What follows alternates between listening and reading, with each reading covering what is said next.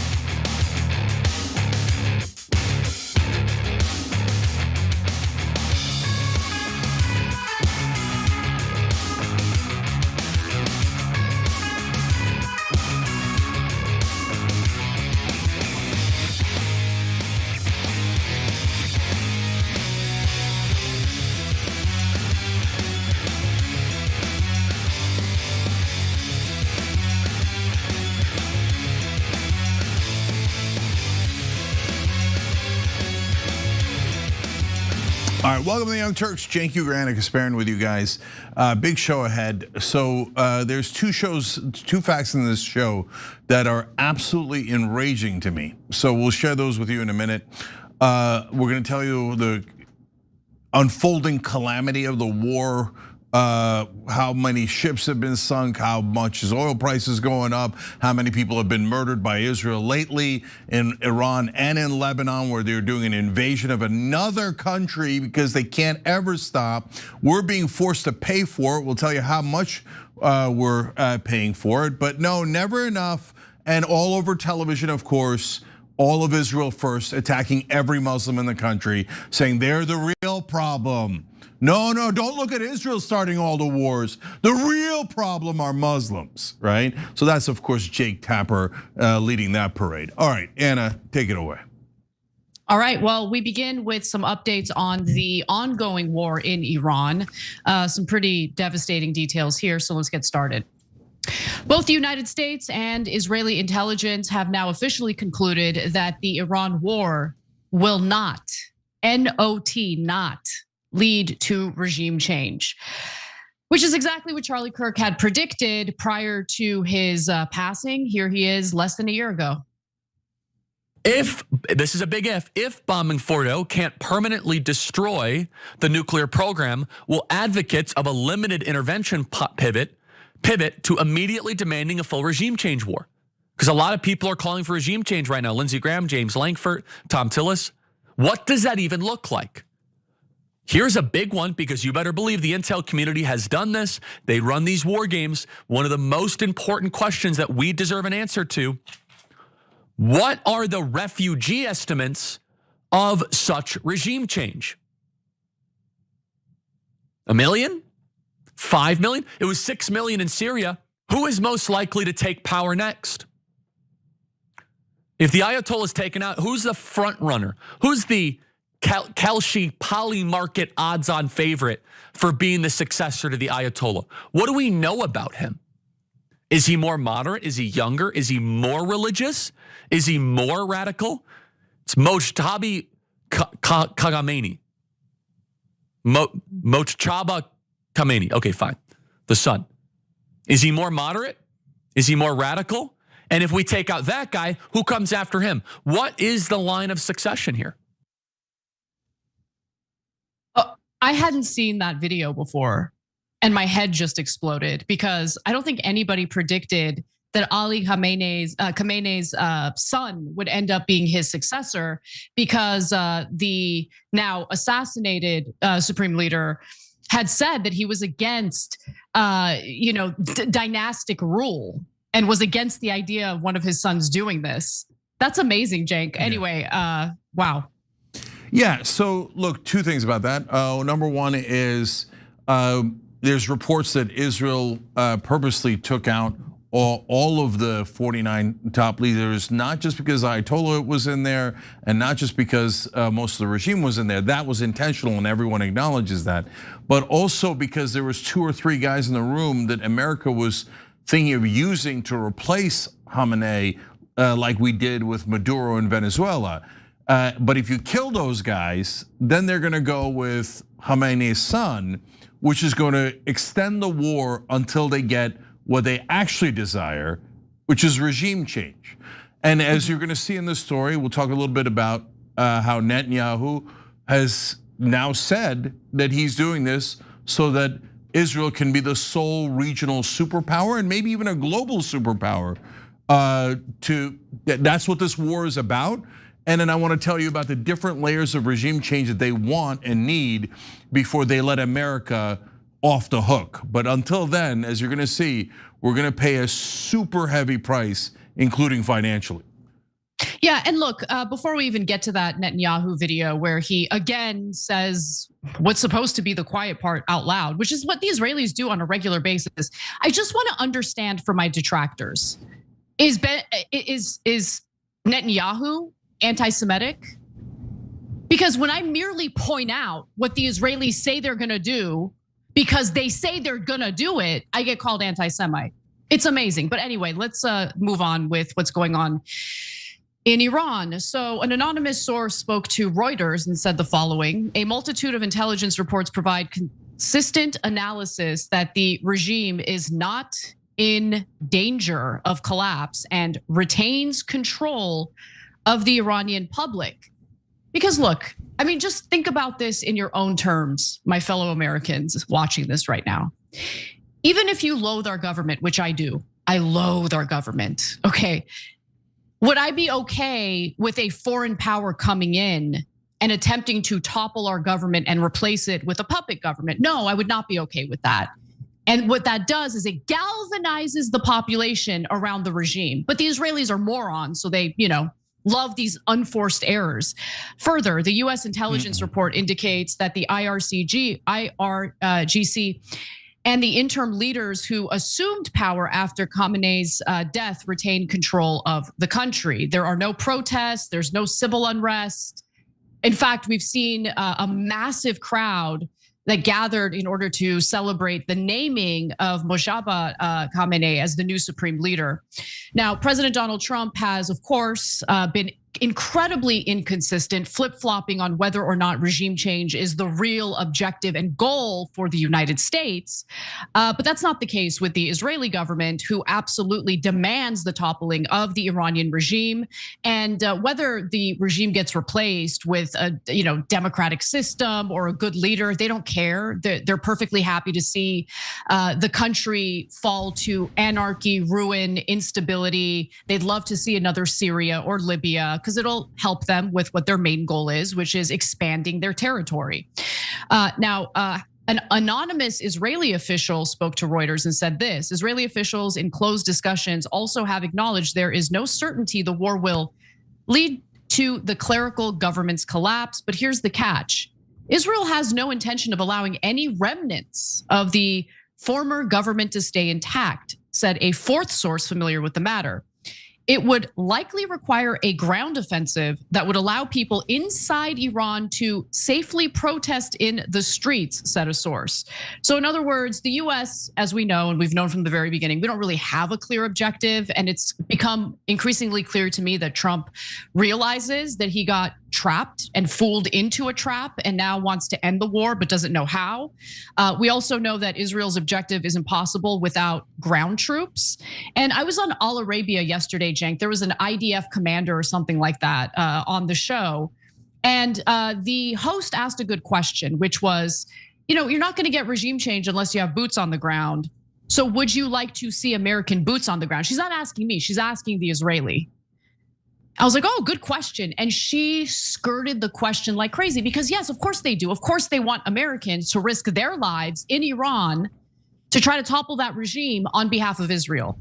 And according to Tom Ellsworth, who is from the PBD podcast, he sees this as a devastating quagmire. That's what we're running toward. Take a look.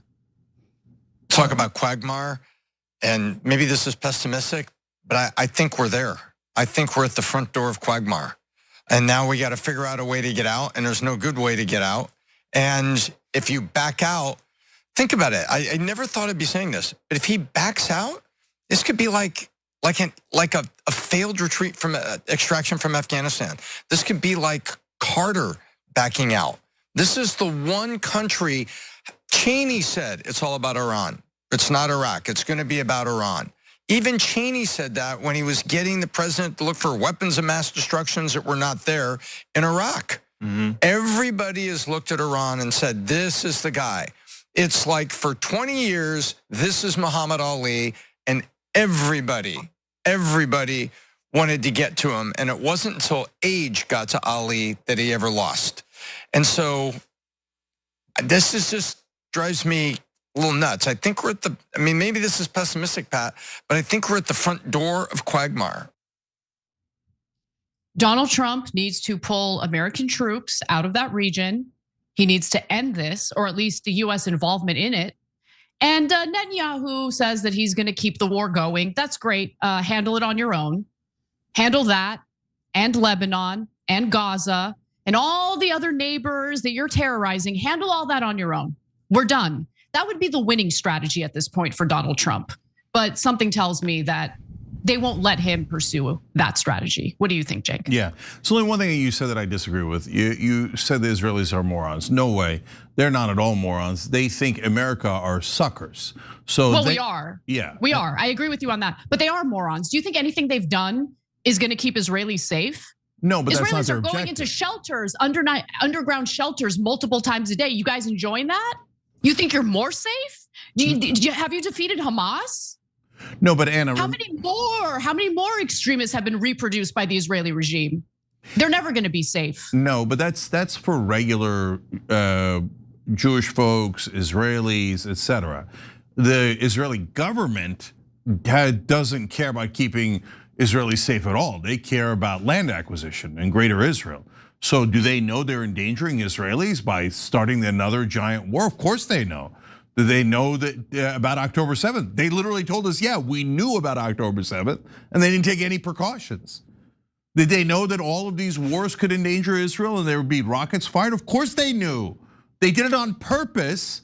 And then, by the way, the more they scare not just Israeli citizens, but Jews across the world, the better it is for them, because then American Jews, European Jews, instead of sending more money. Oh my God, Larry Ellison sends $16 million to the IDF as a charity. And he's not the only one, tons of people do it. Oh my God, kill more Palestinians, kill more Lebanese, kill more Iranians. Here's more money, here's more money. Why? Because oh my God, I'm so scared, they're gonna kill us all.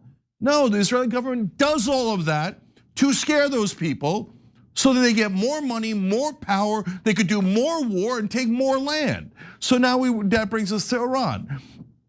So there are layers of regime destruction and collapse that Israel has planned. But you can't do even the first layer without ground troops. Because Iran, the Revolutionary Guard, guys, has a giant infrastructure throughout the entire country, like we do with our military and our police. Imagine trying to take out our entire military and all of our police when you invade America, as an example, right? Do you know how difficult that would be? That would be extraordinarily difficult in any country, right? So you think Iran doesn't have an infrastructure of military and police? Of course they do. And will they resist? Of course they're gonna resist, and they are resisting. So now we have to go through that entire, at a bare minimum, 1 million Iran Revolutionary Guard, let alone the entire military, let alone all the cops, let alone the citizens who are gonna be radicalized when their family members are killed by Israel and unfortunately America. So Israel knows all of this. That's why they need to reel you in little bit by little bit. Oh, we're doing it because nukes, oh, they're gonna kill you with the weapons of mass destruction. The same exact horse crap that they fed the American people through the collaborators in the American media about the Iraq war. Oh, look, Israel's such a great ally. We give you intelligence all the time. Oh, really? What's the intelligence? Is it to attack America? No, it's fake intelligence telling you that these guys have weapons of mass destruction. That a girls' school, that an elementary school is a military target that the United States should bomb? Is that the kind of intelligence Israel supplies the United States? These are questions that should be asked. Okay, the US is now culpable, responsible for slaughtering 175 people at a girls' elementary school in Manab, Iraq. Where did we get the bad intel from? Yeah, look, where do we get all of our bad intel from? Israel. And when you ask them, hey, you're a special ally, you've now robbed me of over $300 billion. You've made me pay $8 trillion on the global war on Israel's neighbors. You now have forced us into another war, which you're about to find out is costing us $2 billion a day. A day. We borrow from China. We have to pay interest to China for the rest of our lives because precious Israel can't pay for its own wars. Slaughterhouse after slaughterhouse. Wait till you get to later in the show when we show you the new slaughterhouse they've opened up in Lebanon. And all those disgusting crimes against humanity lumped on America's shoulders. You have to pay for it. Israel's not gonna send any ground troops to fight against 1 million Iranians? No, Americans back to the meat grinder, back to the Middle East. You use your troops, not precious Israeli troops. No, Israelis are worth 1 million other people, right? So one more thing, Anna, you read there, the Israelis' plan is to kill what, about 1 million Iranian Revolutionary Guard until there are no more remnants of the regime. I need them to understand how many people are gonna kill and how much is it gonna cost to kill all the remnants of the regime until Israel is satisfied with their bloodlust? And now they've done another genocide in Iran, then they say, okay, maybe we'll let America off the hook. And they won't, as they've announced, Turkey's next. So let me understand something. All of these Arab countries and Muslim majority countries that are on their knees, their leadership is on their knees to Israel and the United States. Did that pay off for you? Hey, you Gulf countries who thought, we'll be safe as long as we play nice with Israel. Did that work out for you? Did abandoning the Palestinian people for a genocidal state work out well for you? Yeah. I want to reset. Let's reset for another part of this story that we need to talk about. You ready? Yeah. All right. We are now hearing from the new supreme leader in Iran. It is the son of Ali Khamenei. His name is Moshabe Khamenei. And in a speech today, which you did not see on video, he was not on camera, he said the following: the demand of the masses of the people is the continuation of effective and regret-inducing defense. So you got to remember, not only was his father killed, his wife, his daughter, multiple family members of his have just been slaughtered by the Israelis and the United States. So he does not have an appetite, clearly, for diplomacy here. So let me continue with the rest of what he has to say. Certainly, the leverage of blocking the Strait of Hormuz must also continue to be used. Studies have been conducted regarding the opening of other fronts in which the enemy has little experience and will be highly vulnerable, and their activation will be carried out if the state of war continues and in accordance with strategic considerations. I assure everyone that we will not forego avenging the blood of your martyrs. Our neighbors must clarify their position regarding those who have attacked our beloved homeland and killed members of our people. I recommend that they shut down those bases, meaning American bases, as soon as possible. Because by now they must have realized that America's claim of establishing security and peace was nothing more than a lie. I'm pretty sure our Gulf allies are understanding that now. Now, Netanyahu gave a speech of his own, and I want you guys to just listen carefully and believe what he's saying. They say what they're gonna do. They always carry out what they say they're gonna do.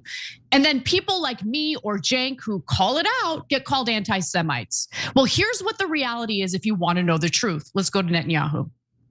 We will make it to the return of the Messiah, but this will not happen next Thursday. You have said that Khamenei is incapable of appearing to the masses. What is his fate, and what's the fate of Naim Qasim, and what is happening with the nuclear weapons development and the enriched uranium that they have? If I was an insurance agent, I wouldn't issue them life insurance to these two individuals. And Cenk, he also made a reference to the return of the Messiah through what they're doing, and how Israel will be the regional hegemon. Yeah. So first of all, one of our members on YouTube, Carol Gosh, wrote in, from what I understand, Mujtaba is more radical and religious. So Yes, that's he right. is. That's right. So Israel told the morons who run the United Arab Emirates and Saudi Arabia, oh, trust us, we're your friends, we're your allies. By the way, if you don't know, they told Iran the same thing back from 1979 after the Islamic Revolution, all the way to 1993, because at the time Israel was fighting against Iraq. And they're like, Iran, we're your friends, we're your allies. And the minute they could, they stabbed Iran in the back. And Israel started the hostilities against Iran. Iran never joined up with Hamas or Hezbollah until Israel first started striking against them, okay? So Israel does this all the time. Oh, hey, dumb Middle Eastern dictators, come work with us. No, well, they are dumb. They are dumb. They are dumb. They're super dumb. Okay, so they inherited a bunch of oil. They don't know what they're doing, and they're like, "Oh, I'm a prince, are you?" And so they invited Israel into their countries, and now Israel's like, "Ha, I'm going to start this war, and it's going to get you guys killed, and it's going to get an even more radical cleric in charge of Iran." They said, "Oh, don't worry, UAE, don't worry, region. We'll take care of Iran for you, and you won't ever get hit, and you'll be perfectly safe. And we'll have a less radical person there." No, now you have a more radical person, and someone who's furious because we killed almost his entire family, and not just at Israel, but now at America and at all the Gulf countries. So never trust Israel. And what happened? I mean, we're going to get into it later in the program. They did a ceasefire with Lebanon, and they violated it 1,000 times. 1,000 times, because the Israelis never keep their word.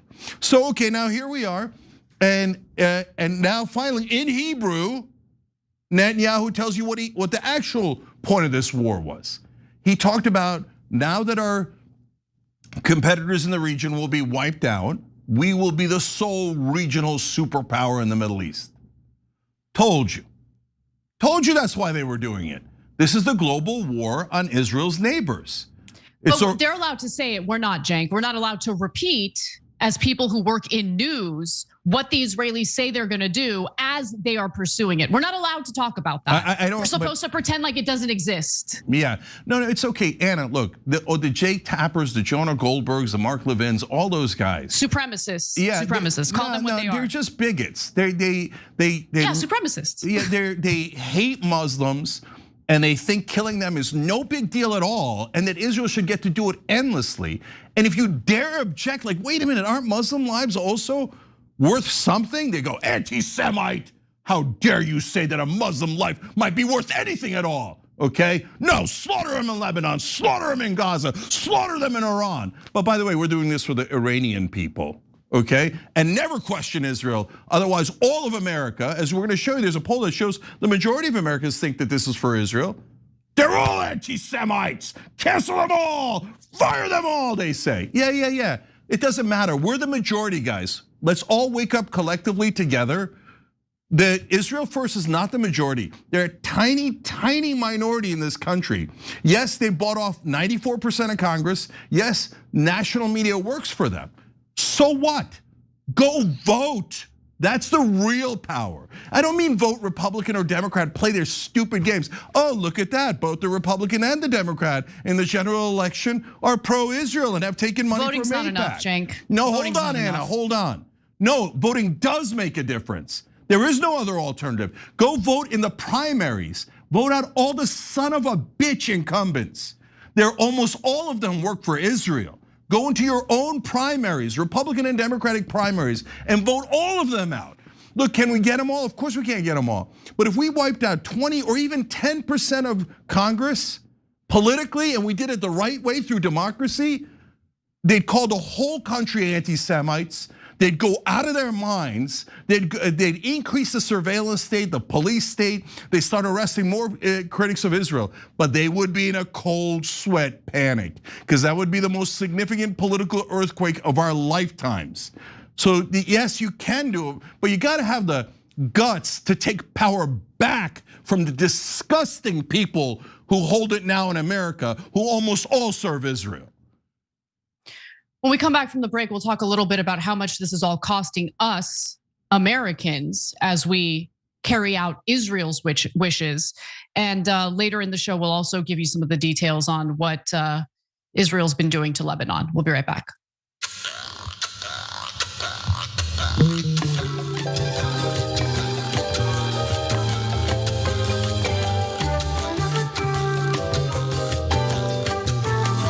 All right, back on TYT. Gonna read these comments blind largely. Eclectic Miscellaneous says, hi all, ready for Cenk's rage about the insane war and hope it breaks through the gaslighting that mainstream media is trying to pull on the American people as usual. Well, from your mouth to God's ears, Eclectic. And yeah, if my shouting breaks through the gaslighting, then I'm super happy about my shouting. Can't wait to shout in Israel's face for as long as I'm alive. And so that was a haunting video by Charlie Kirk, by the way. And then he was just killed right afterwards. Yeah. Weird, yeah. Weird. Guys, I get comments or questions from audience members, young audience members who want to pursue a profession in journalism. I can't stress enough how important it is for you to graduate and launch your own thing.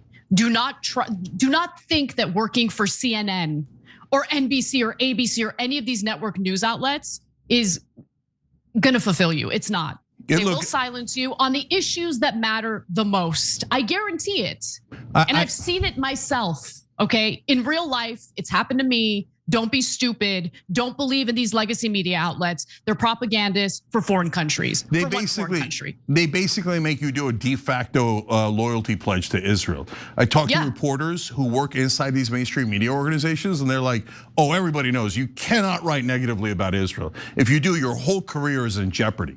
So they're disgusting. They work for a different country. It's unbelievable. Jack Callahan says, I heard it's costing us $1.8 billion a day in this stupid war. That amount of money could probably fix the infrastructure here in New Orleans. You're gonna see the real number in a minute. We're gonna cover it. And of course, $2 billion a day could fix so many things in America, but you're just Americans, not Israelis.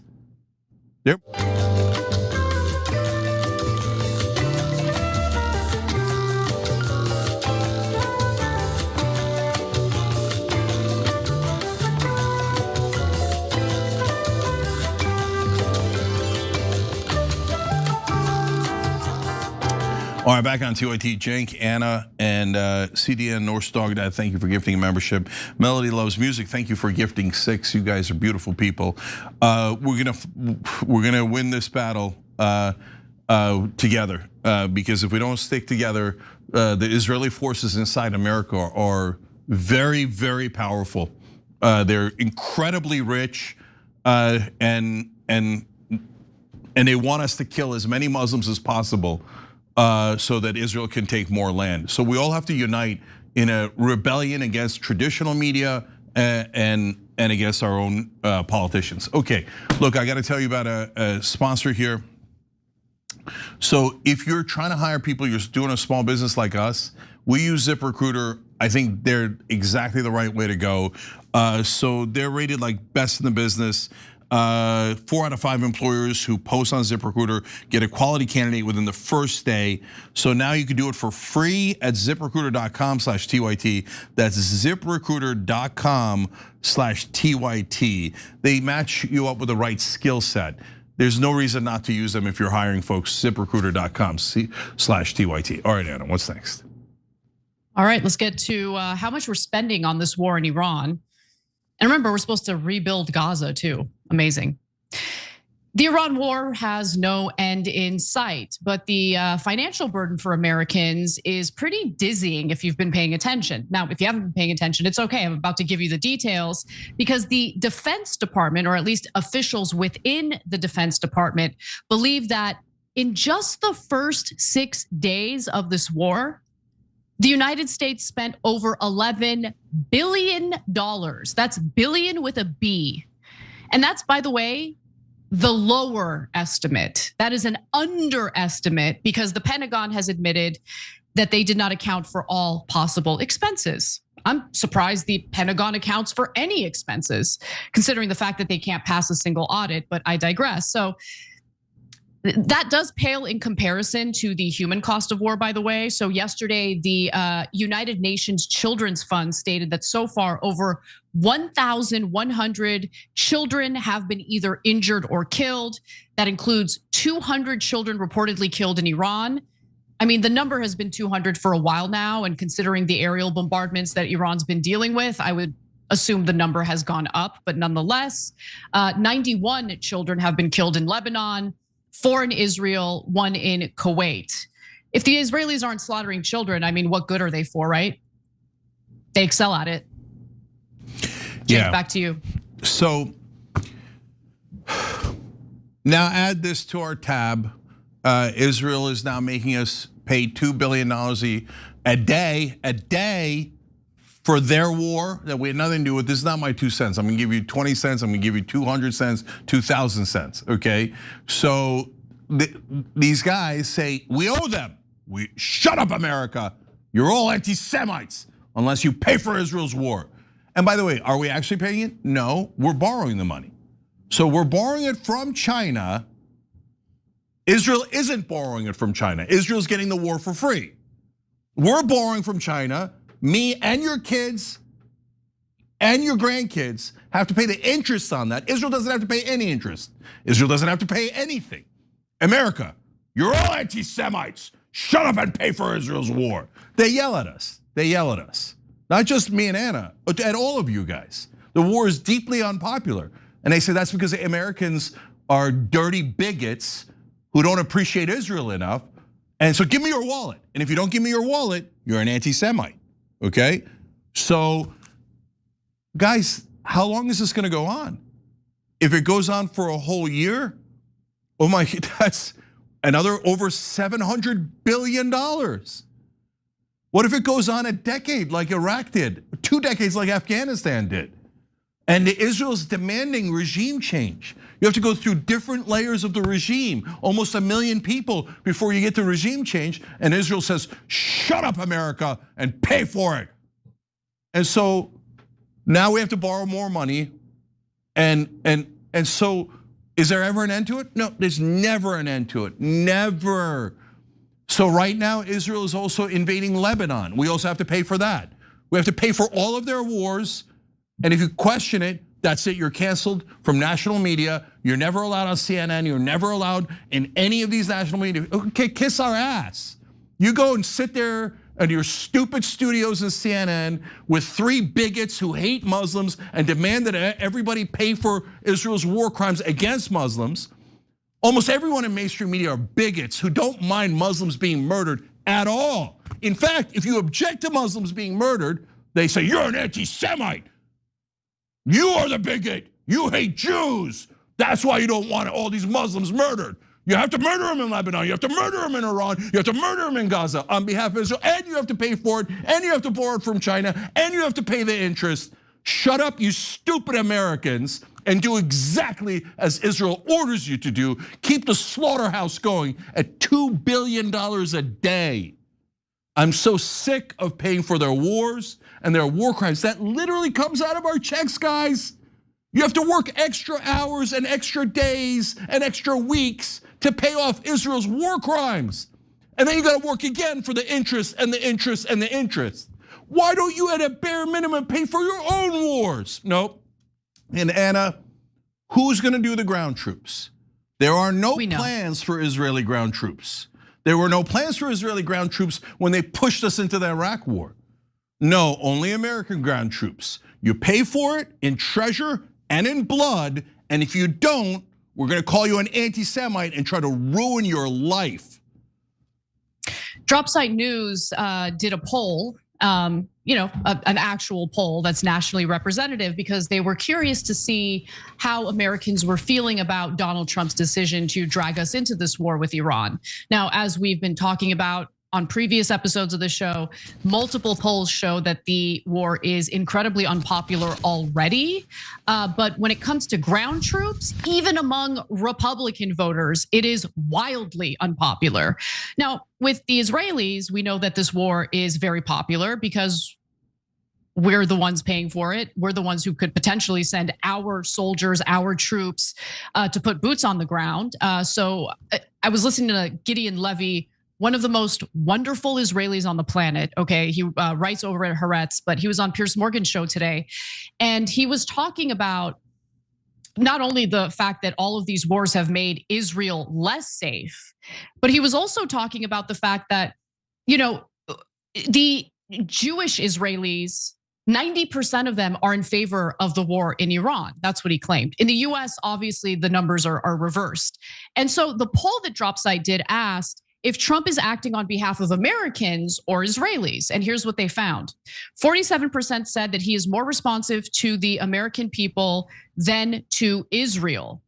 So less than half, 47% think that Trump is more responsive to Americans, and 46% said he was more responsive to Israel.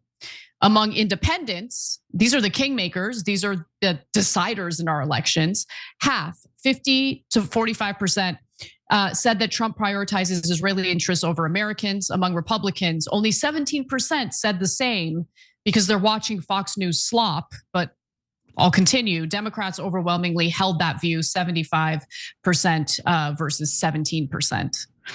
So interesting results from that poll. I just, for the Republicans, and I'm talking about normie Republican voters. I'm not trying to get on your ass about this, right? But I am curious. Have you sat down to really think this through? Because if you think that Trump is doing this on behalf of Americans, that's what he's prioritizing.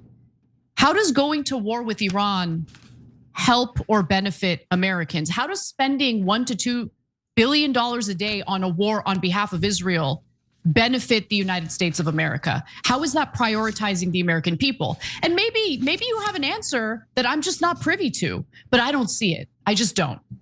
So around half of the country thinks that we're doing this on behalf of Israel and also to distract from the Epstein files.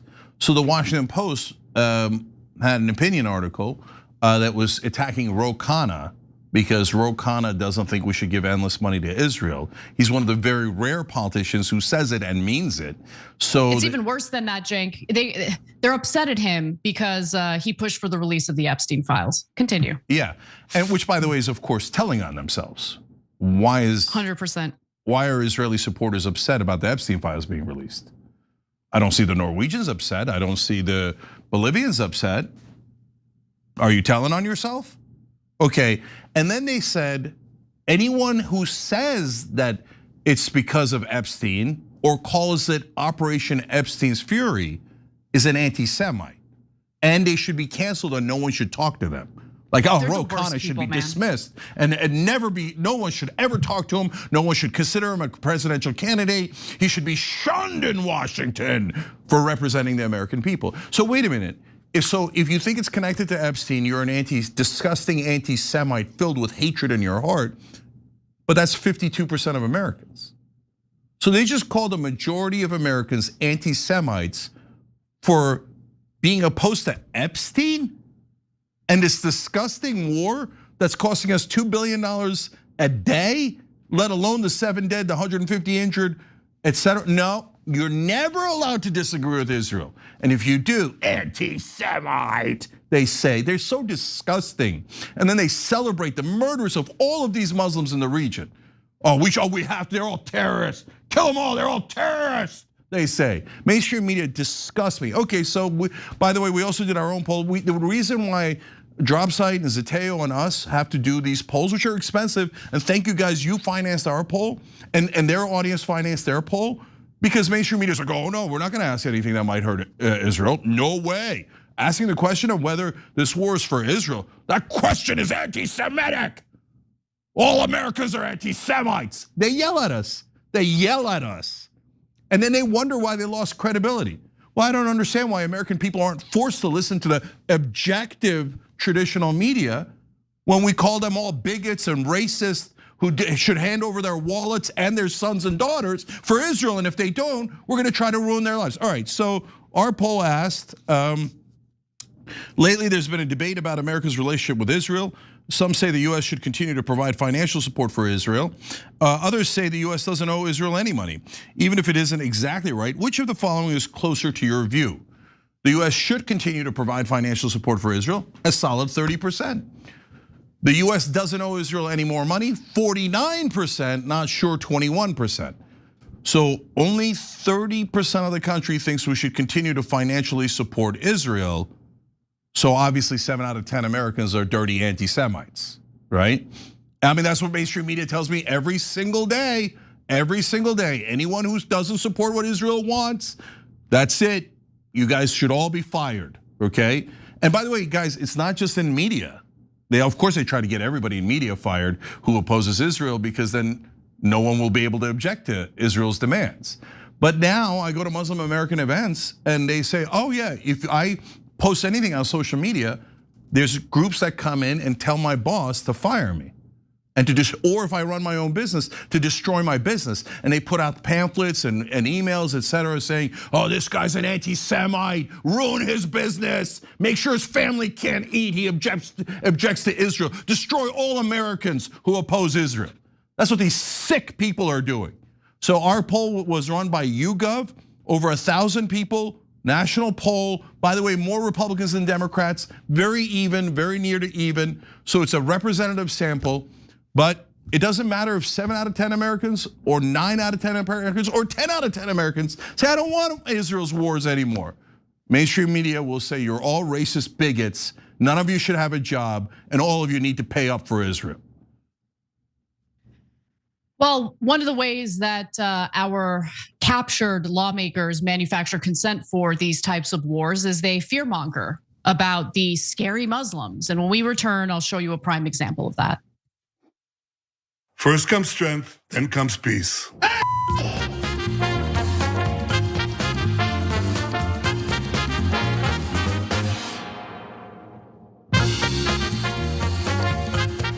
All right, let's go to Super Chat. Constantine Kavira says $1.8 billion a day is about $5 per American.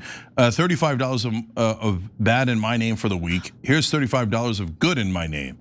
And he gave $35 in Super Chat. Constantine, you're amazing, brother. Thank you. I love this country where Greeks like Constantine, Turks like me, Armenians like Anna can all come together and oppose a genocide. Oh, I love you guys, okay? Yeah, well, I mean, the Greeks and Armenians know a thing or two about genocide. But real quick, no, that's Constantine, true. Do you live in Greece? And if you do, what's going down in Crete? Because I know that the US was like building up military assets there. Is that still the case? I don't know. Oh, okay, got it. Okay. All right.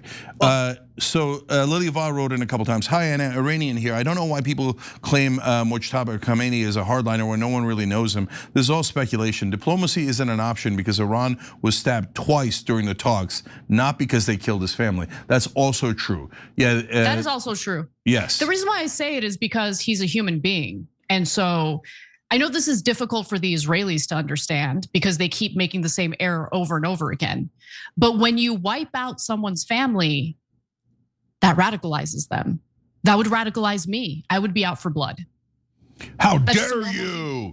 If anyone opposes the murder of their own families, they're anti-Semites, right? No, Israel specializes in one thing, and that is the reproduction of more and more extremism. That's what they do. That's what they specialize in. Nathalie Espinoza says, last time I voted was for Bernie. This time around, my husband, my son, and I will vote in our primaries. We need to make a stand. That's right.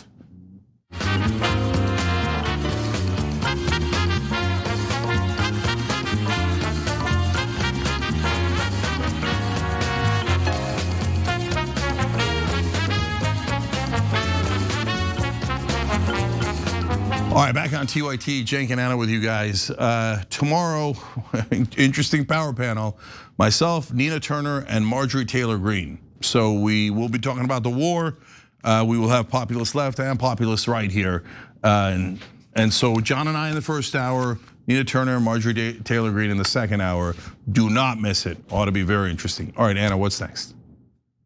Well, there is a lot of fear mongering on some platforms these days, and it's meant to draw attention to how important it is to defeat the Iranians. So without further ado, let's get to the latest example.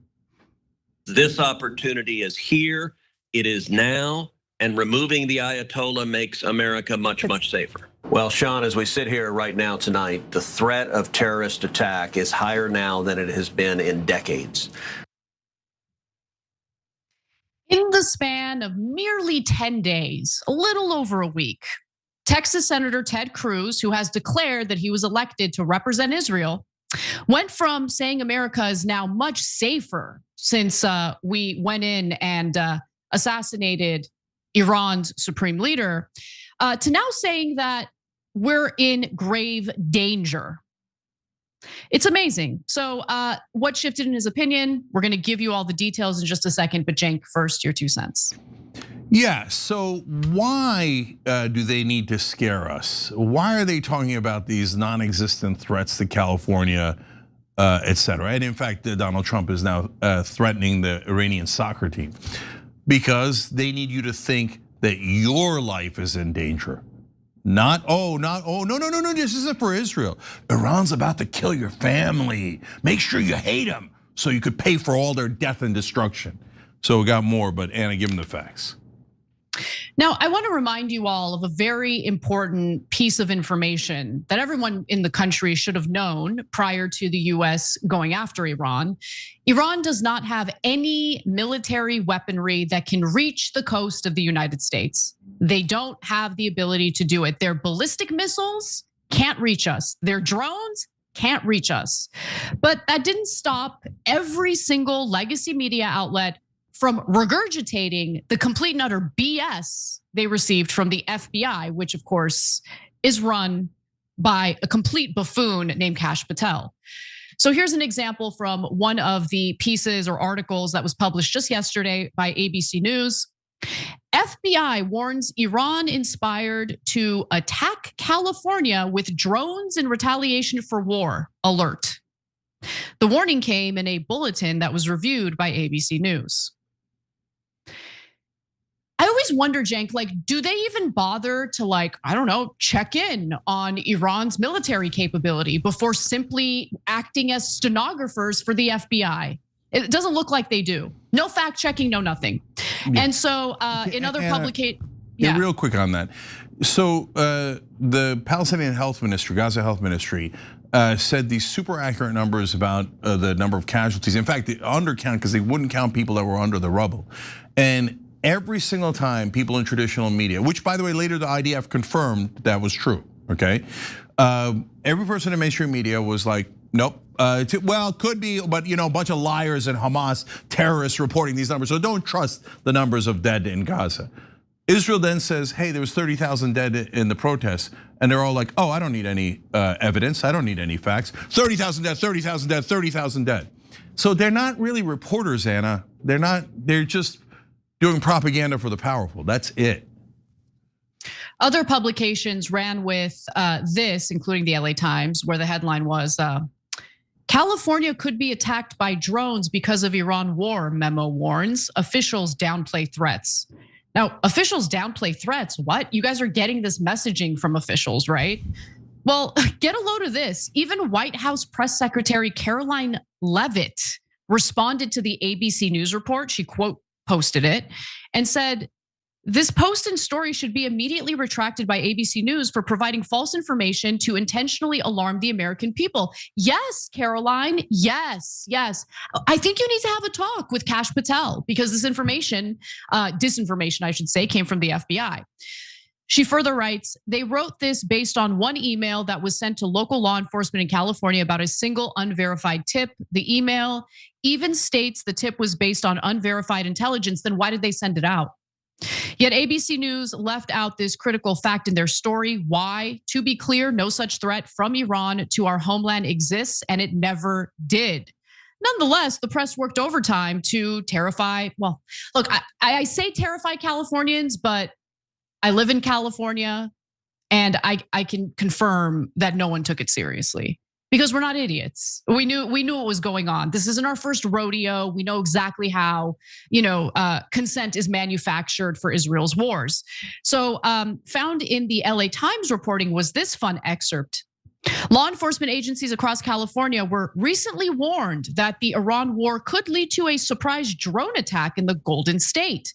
But sources told the Times on Wednesday there's no credible intelligence to support it. Then why did you write it? Why did you publish this? Why are you wasting our time? By the way, LA Times, pretty sure there are some pretty serious matters that could use some attention in LA and California, but God forbid you guys do in-depth investigative reporting on any of that. But just go ahead and be stenographers for the FBI with no credible intelligence backing up the claims. Amazing.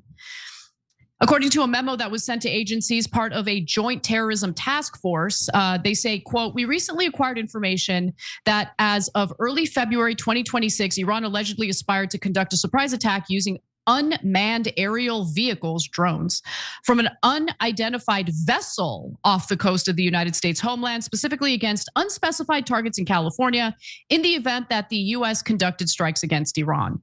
Now, Iran has come out to say, their foreign minister in particular, to say that their beef is not with the American people, but they are interested in targeting American military assets and bases. And that is what they've been doing.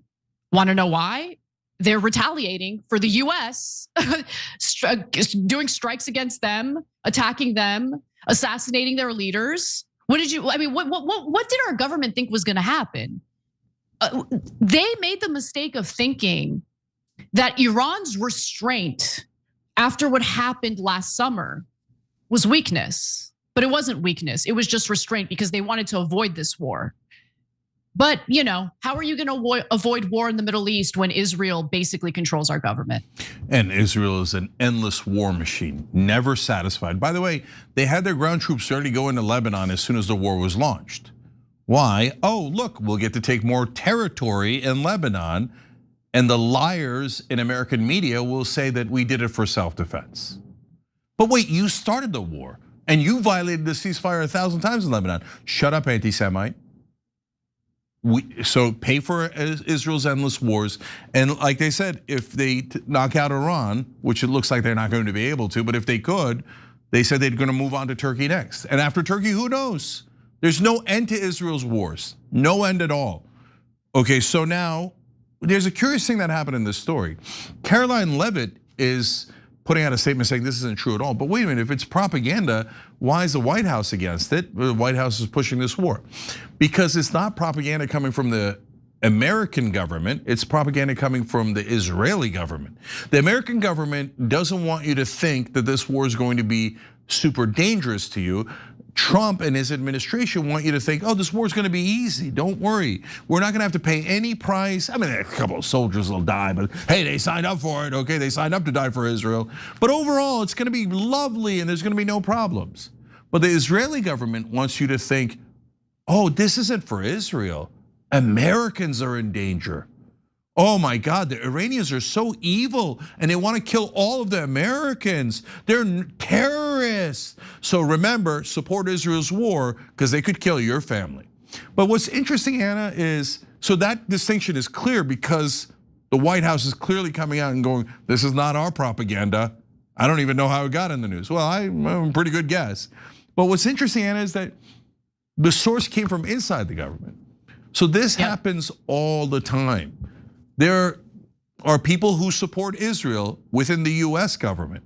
And every time Israel needs a leak that helps their cause, oh look, there's another leak from the government. There's another leak.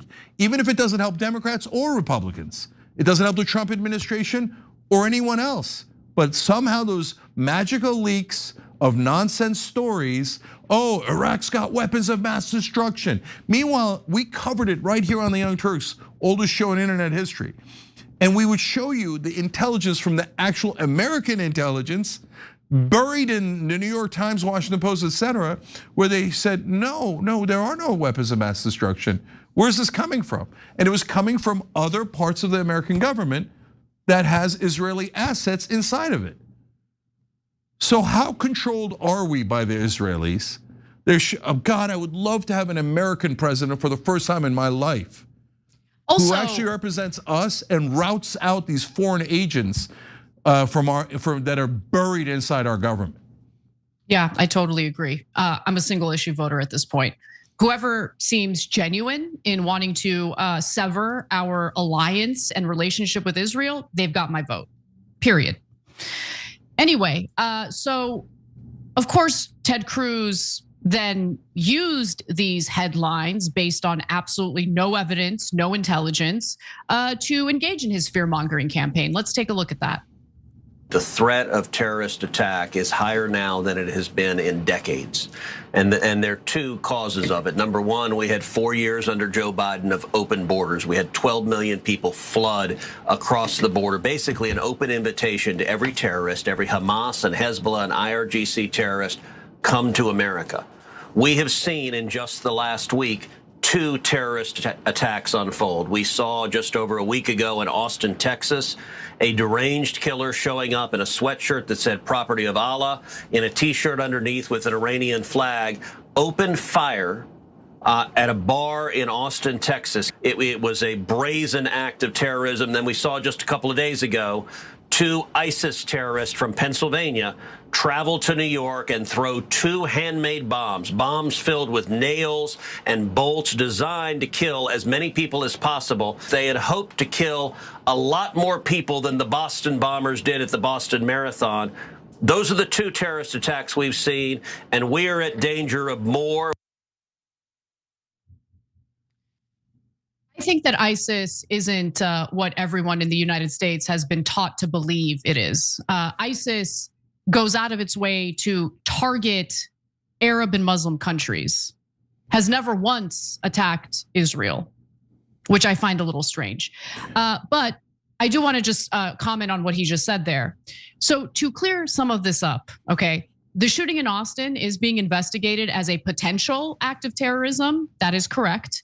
But investigators have not linked the shooting to the conflict, the war, the devastation in the Middle East, and the motive is still being investigated. So he's being intentionally misleading there. And in regard to the incident in New York, 2 men have been charged by federal prosecutors in Manhattan with attempting to support ISIS and use of a weapon of mass destruction for their alleged roles in a demonstration outside Gracie Mansion on Saturday that turned violent. Yeah. A lot of people up in arms about New York City being governed by a Muslim these days. So it's so sick. Like the open bigotry against Muslims, even peaceful ones, even ones that got elected to public office because they have a message that resonates with the American people, just open bigotry against him. It's amazing. It really is. You don't like his policies, fine. I can have a discussion and a debate about that. Hating him simply because he's Muslim is amazing. And it's talked about overtly. It's said overtly. Yeah. So first, I'm going to tell you about a ray of hope in a minute in the midst of all this, believe it or not. But let me explain some of the tricks that Ted Cruz used. First of all, ISIS is Sunni, Iran is Shia. ISIS and Iran are mortal enemies. Why would there be an ISIS attack to support Iran? But the thing is, if you're an average American, I get that you don't know that, of course. Like that's a detailed thing about the sex in Islam, etc. But do you think Ted Cruz doesn't know that? No, he knows that, right? Do you think all the politicians know that? Well, I wouldn't say all of them, but a lot of them do. The people that are putting out this talking point, they know. And they lie to you on purpose anyway. So you should take note of that. So number 2, so have there been a couple of terrible attacks recently inside America? Yes, including today. There's a synagogue that was attacked in Michigan. Luckily, no one inside the synagogue was hurt. The perpetrator was killed in a shootout with security. Okay, so first of all, throughout the internet, there's allegations of false flags everywhere. So why are they saying that? Not because it's necessarily true. Right now, let me be super clear. I've seen no indications that or any evidence that those people did anything other than what the authorities are saying. Okay, so I'm not bringing up the false flag operations because I think it's true. I'm bringing it up because that's the mood of the country. They just don't believe anything politicians or the government says anymore. So the minute like a Ted Cruz-like figure, or even just the government in general says, "Oh, those were Muslims doing this and etc.," they're like, "Yeah, no, I don't believe you." because we've been lied to so often. So now the ray of hope is, and I was around, as I said earlier, during the Iraq War. We covered it. We're one of only 2 national shows who were opposed to the Iraq War, us and Democracy Now. And back then, people that did the fear-mongering that you saw from Ted Cruz there, oh, they're gonna kill us all, they're constantly attacking, it's the dirty Muslims that are at fault, we have to kill them. And then we did, we killed hundreds of thousands of them in Iraq, right? That was literally everyone on television, everyone in the papers. It was just me and Ben on the Young Turks and Amy Goodman going, no, it's a lie, it's propaganda. And they beat the crap out of us if they even noticed us, right? Oh, how dare you, you're un-American and you support the troops, you hate the troops, etc. But these days, there's people collectively shouting back, and not just Democrats, not just independents, but tons of Republicans despise Ted Cruz. So when they see Ted Cruz speaking like that, or Lindsey Graham talking about non-existent 11 nukes of Iran, what a weirdly specific number for a thing that doesn't exist at all. He's 100% lying. All of us shout in unison now, we hate you, we know you're lying, and we know you work for a different country. Okay, none of that existed during the Iraq War.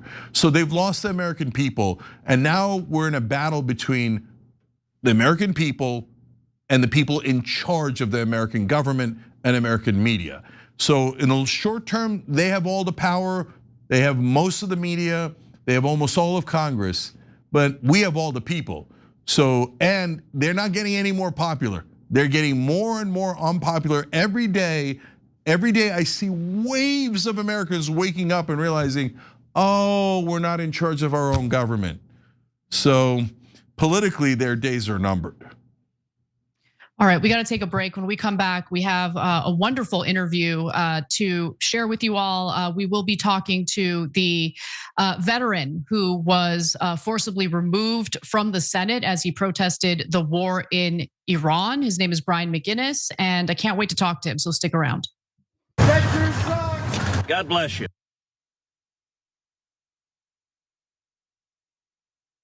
All I ask of you going forward is keep fighting forward, okay? But we don't fight with arms and physical and any of that, right? We fight with love, we fight with peace, we fight with hope and belief and faith in one another. And we do that strife with knowledge and facts and truth and things that are real. Objective reality matters. So much of our audience is scientists, teachers, engineers, data analysts, people who believe in objective reality, right? So thank you guys for believing in that. Thank you for believing in hope, and thank you for making it happen. I appreciate all of you. Thank you.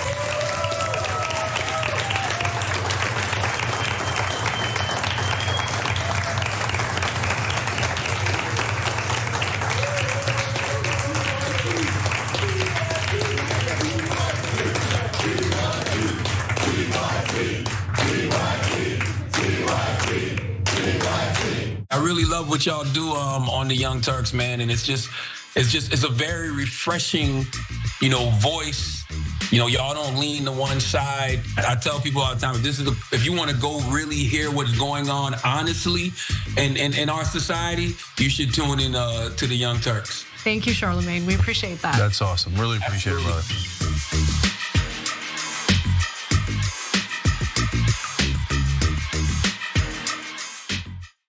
In the bonus episode for members, we do things that are really productive and healthy and good for you, like fruit. Just kidding. We get the inside scoop. Ice cream cam. Come on, man. Come inside the bonus episodes and you're gonna love it. Embarrassing details about our lives. What kind of ice cream we eat. No, way saucier than that. They're tyt.com/team. Get the inside scoop. Ice cream cam.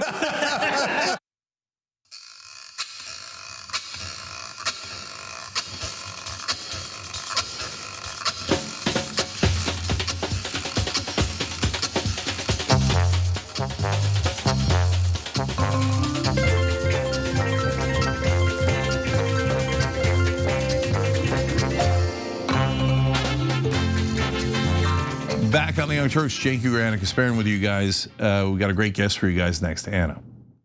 All right. Well, I want to talk a little bit about the lack of popularity attached to this devastating war in Iran. Now, as we know, most Americans are not in favor of the military aggression that's been carried out against Iran, especially because it's being done on behalf of Israel.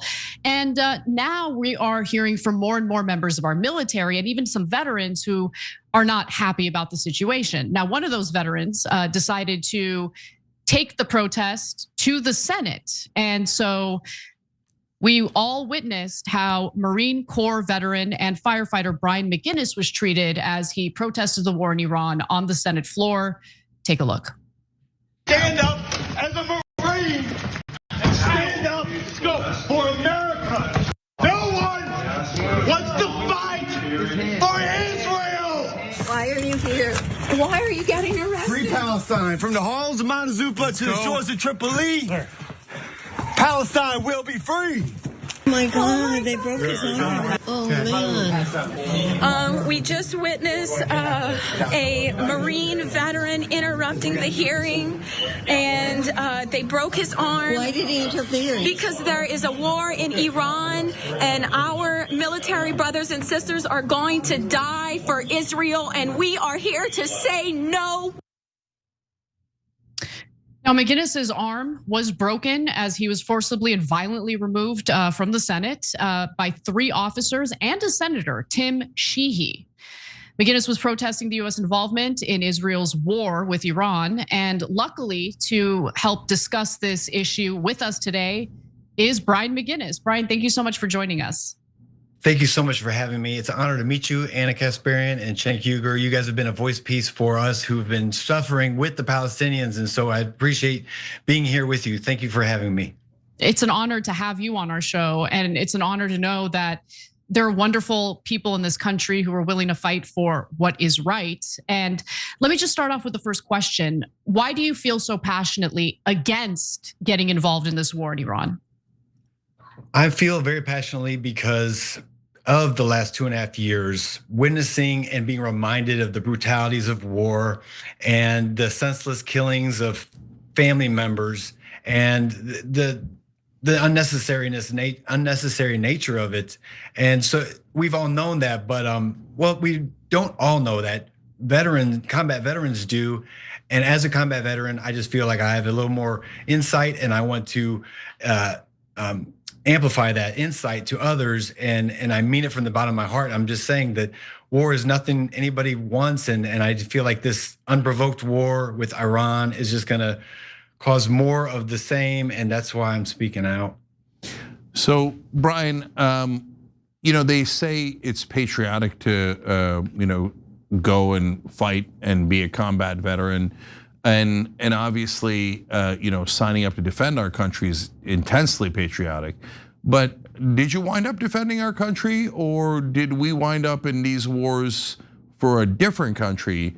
And did you lose your brother in arms? And in your case, now broken arm, by the way, but from a senator who takes a ton of money from AIPAC, the Israeli lobby. Did they lie to you? Was it all for a different country? Cenk, real quick, I appreciate you being such an advocate and comrade in this effort. Yeah, it's been a very deceitful campaign of weakening all the states surrounding Israel over the last 25 years. There was a whistleblower from the military ranks that said, this was the plan, take out 7 countries in the next 7 years. It's taken longer than that, but we've all known Iran was in the end of this list as the strong established power they are. And they've greased the wheels of public opinion somehow, or have hypnotized people to think that this is a rightful, justful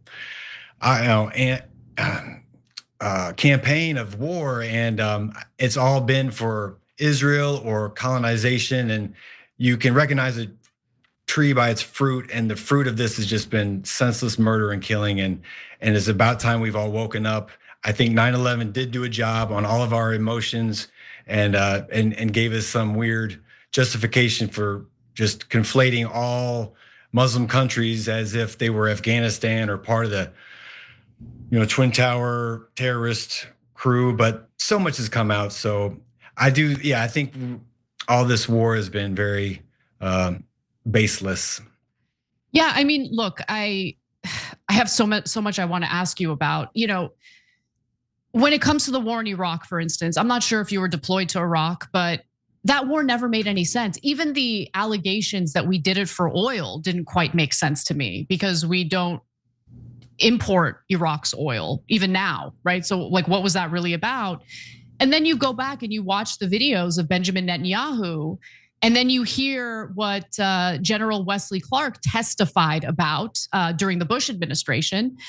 You learn about the clean break memo that did seek to move away from the Oslo Accords and the whole notion of a two-state solution to instead, avoid diplomacy and just kind of go for the entire region, for Israel to go for the entire region. And then they also talk about it openly, publicly. Just today, Benjamin Netanyahu gave a speech where he says that they are, pursuing that region as the hegemon, as the dominant power. And in order to do that, you have to disempower, you have to destabilize some of the developed countries there, including Iran, including Turkey, which is next. Turkey wasn't even included in the list of countries to attack, but the Israelis are already talking about invading Turkey. So were you deployed in Iraq by any chance? And if you were, what did you believe you were going to Iraq for? And when did you realize it was all a sham? Part of my problem with wanting and trying to convince people of the sham these wars are is understanding my own personal perceptions back when I was 20 or 21 years old, going to Iraq in the Marine Corps. I had no concerns about the world. I had no contextual information about the world. I was just young, fresh out of high school, right into the Marines, and ready to execute orders and be a good Marine. And so I understand that there's such a irrational mindset of so many, and the conflation and the propaganda can do such a job on people to trick us that war is justified. And until you get there, I don't think you know what you're signed up for. And I know we can power through it, and people are gonna do amazing things, but when all the noise dies down, like it has for me, and I've had 4 children, and you do learn about the world, the things you've done and things you've seen in war or combat really come back and make you have to come to terms with them. And when I met my wife, who's a Palestinian American, she can see things from an oppressed point of view, and seeing things through her point of view and being in love with her and really seeing things through her eyes. And then seeing the genocide unfold, and has just really done a job on helping me see it from all sides.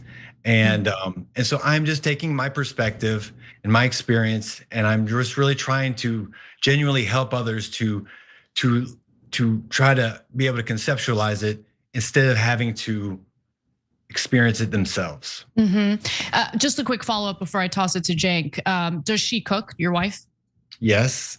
You be eating good. You be eating good, Mr. Brian. Okay, I love to hear it. Okay, let's go to Cenk. So Brian, give me a sense, and I know it's just one person, and so you don't speak for all veterans, et cetera, but among the veterans that you know, how much are they waking up and realizing that they weren't defending America, that they were sent, again, like you realized, to defend another country or to attack another country on behalf of a foreign government?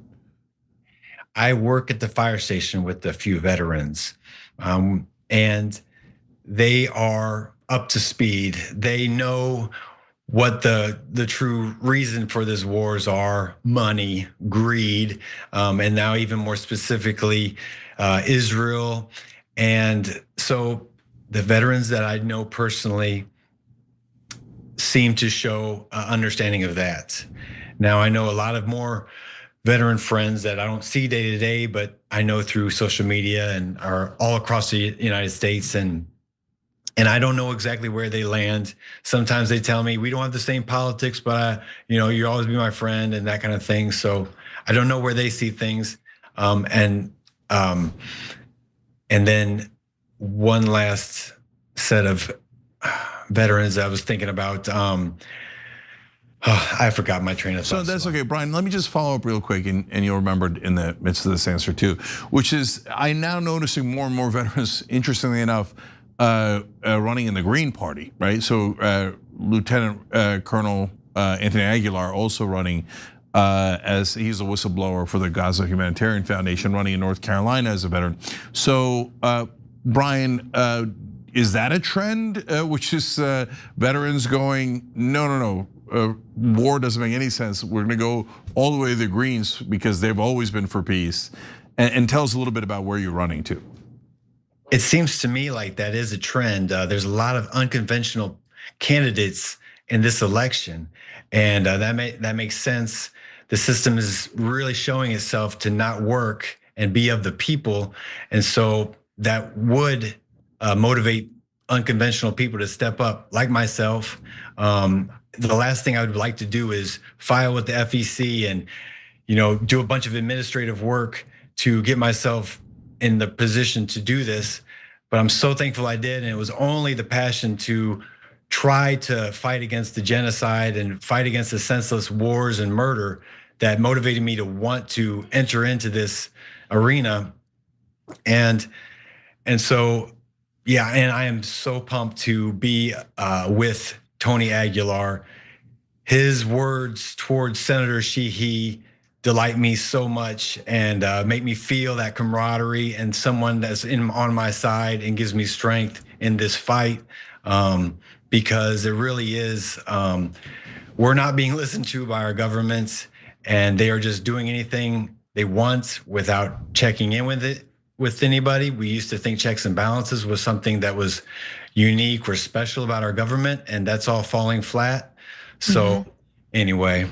Yeah, and for the audience members who live in North Carolina, he's running for the Senate seat in North Carolina as the Green Party candidate. And in regard to Senator Tim Sheehy, it's pretty clear who he works for, and it's unfortunately not the American people. He's a Republican out of the state of Montana, and he stepped in for no reason at all to assist in violently kicking you out and breaking your arm in the process of doing so.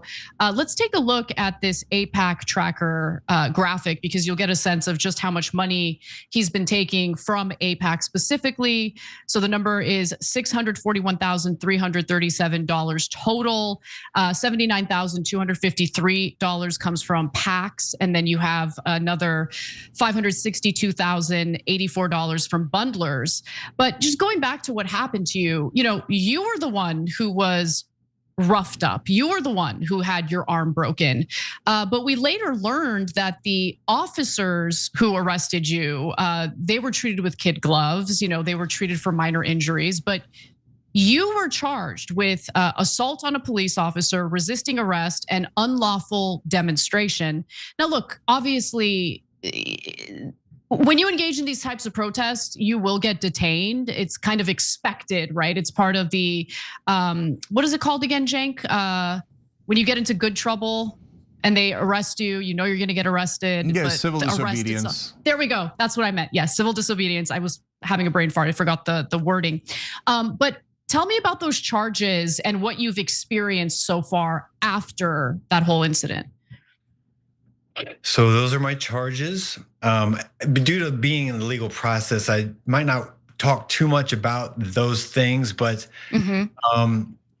definitely was, I think the video is really evident of what happened. And I think it's pretty abysmal to say that I assaulted anyone when I'm the one here with my, my ulna and radius were broken, and And so, yeah, I just think that was pretty absurd, and I never had any phone call offered to me, and I requested it my attorney while in the hospital. Now the hospital took great care of me, but I think they were really trying to silence me and quiet the subject. Do you think the American people are free? We hear all the time that our soldiers fight for our freedom. Do you believe that the American people are free? No, not at this time. With everything that's going on, so much killing is being done without our advice or our opinion being taken, and ICE has really brought authoritarianism to our states and our homes and to our streets. And so I really am concerned about the direction our country's going in terms of liberty and justice for all. I think that's crumbling. Yeah, my last question, Brian, is do you think AIPAC might have thrown in extra money to Senator Sheehy to break your arm? Like, not to do it ahead of time, but afterwards, like, hey, nice job. Way to break US Marines' arms and hurt them on behalf of Israel. How dare they protest Israel? Do you think that maybe he got a tip or a gratuity for that? Cenk, I really am not concerned about him, whatever he was trying to do. My whole purpose really is to just bring awareness to the Gaza genocide, bring awareness to these unnecessary wars and the horrible consequences that come from them, and trying to speak from a place of experience, place of compassion, and speak as a voice, which I've received so many emails from people in support of what I did through my campaign website, and they are so heartwarming and so supportive. And to me, it's saying that that's the pulse of the nation, and I'm really excited, and I really hope that I've encouraged others to want to take action, and in any way they can, in any little way they can. And I really encourage people to just take a small step in that direction, and that those steps will grow, and you'll become more confident. When I first went to protest, I felt out of place, but something in my heart spurred me to want to be an activist. And being an activist is the easiest and hardest thing to do.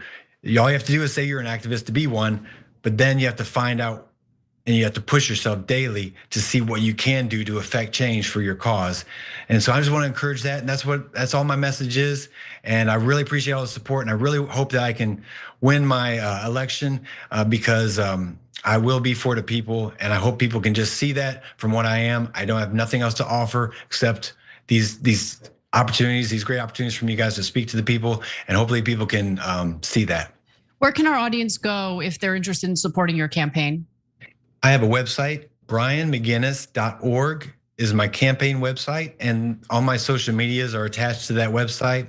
I've got a TikTok, I've got an Instagram, and I've got another one, X, maybe? X, yeah, that's it. Thank you. You're welcome. Brian McGinnis, you are a hero in my book, a patriot, and I really appreciate you for giving a voice to the voiceless. Keep on fighting. You have our support. Thank you for coming on. Thank you so much. I appreciate it. Yeah, I hope a lot more patriots follow in your footsteps. Thank you. Yes, me too.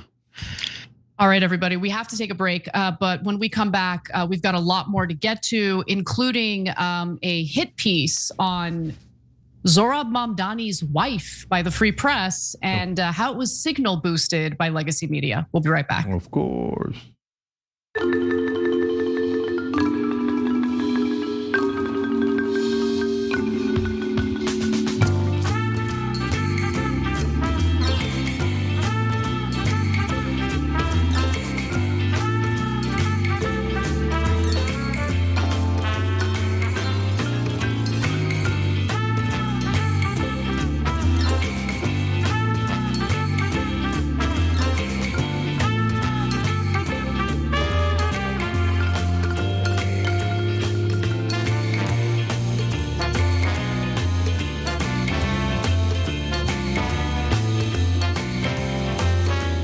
All right, let's go to YouTube members. Faye Scott Smith says, thank you for your service, Brian.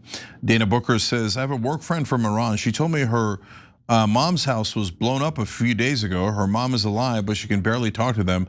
There's no Wi-Fi or cell service here. Then I do want to correct you a little bit. Her house was liberated.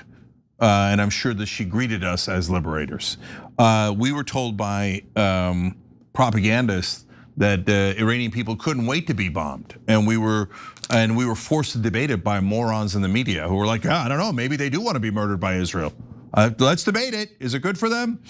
Yunkin 24 Film says, I love the passion of TYT. People who make history are almost always passionate people.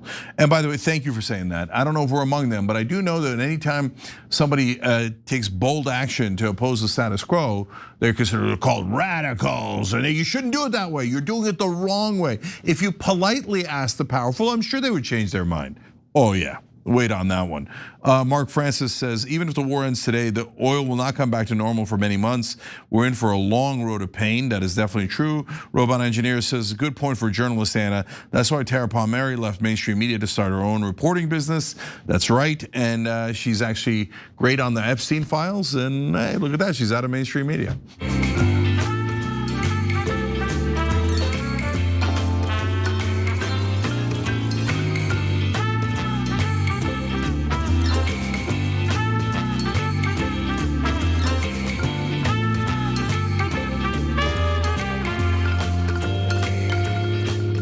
All right, guys, Cenk and Anna with you guys. And I wanted to tell you, we got 2-minute breaks now. We're trying to give you more show.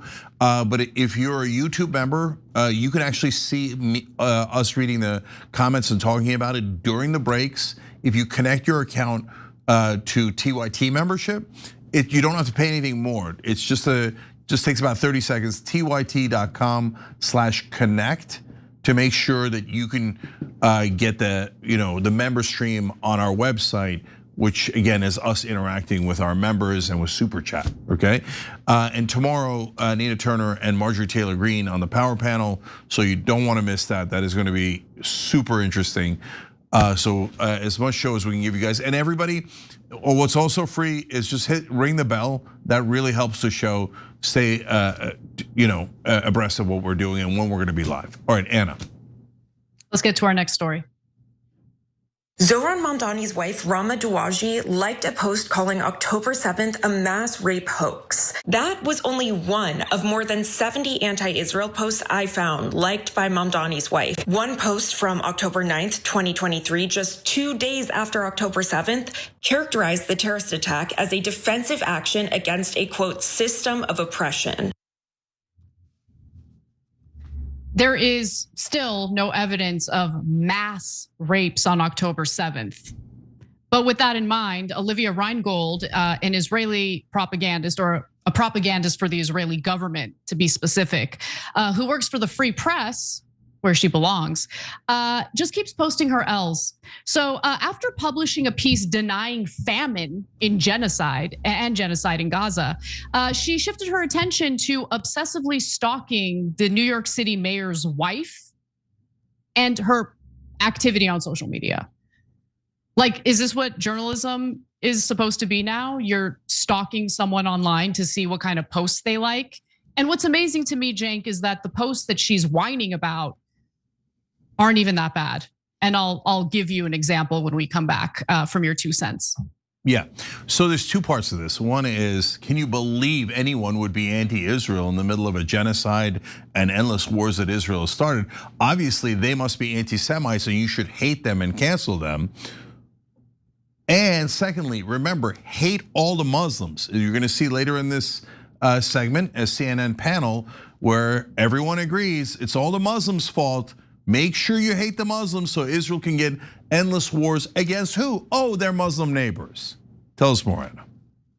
So look, before we show you more of her panic attack over the mayor's wife liking posts on social media that Olivia disagrees with, let's actually take a look at what she posted on social media about her story. She says, I found 70 plus posts liked by Rama Douaji, Zohran Mamdani's wife, of radical anti-Israel content and even Holocaust inversion. Okay, the reason why I wanted to show you that post is because Ryan Grimm, an actual journalist, responded to Reingold's revelations to say, you are a disgrace to our profession. I agree. Although I wouldn't quite put her in the same category of work as someone like Ryan Grim. Now, with that in mind, let's get to some more of Reingold's freak out over what Zoran Mamdani's wife is liking on social media. Many of the posts traffic in anti-Semitic themes, including Holocaust inversion. One post liked by Douaji refers to a controversial Israeli prison as a, quote, concentration camp. This is what the post says. The concentration camp has a singular aim to exterminate Palestinians and destroy their resistance.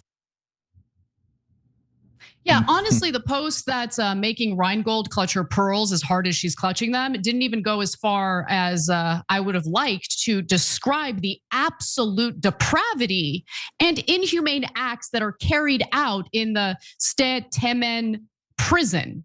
If you're unfamiliar with that prison, it happens to be it used to be a military base that they converted into a detention camp for Palestinians after October 7th. And that also happens to be where the IDF soldiers gang raped a Palestinian detainee. We'll get back to that in just a minute. But here's how the Israeli human rights organizations describe the detention camp. Take a look. We've been hearing stories of sexual assault, of intimidation, of torture. This has led the Israeli human rights organization of B'Tselem to release a report called Welcome to Hell, in reference to Sde Temen and other Israeli detention and prison centers where Palestinians after the war have been subjected to horrendous practices by the Israeli forces. A lot of the detainees who've been arrested were held under what Israel calls the unlawful combatants law, which is illegal in the international law, which allows Israel to hold Palestinians with no rights whatsoever up to 45 days without anyone knowing where they are or what's happening with them or under what legal ground they're being held under. Meaning they are hostages. They are not charged with crimes. They never stand trial. They're just gathered up, blindfolded, by the way, and thrown into a detention camp.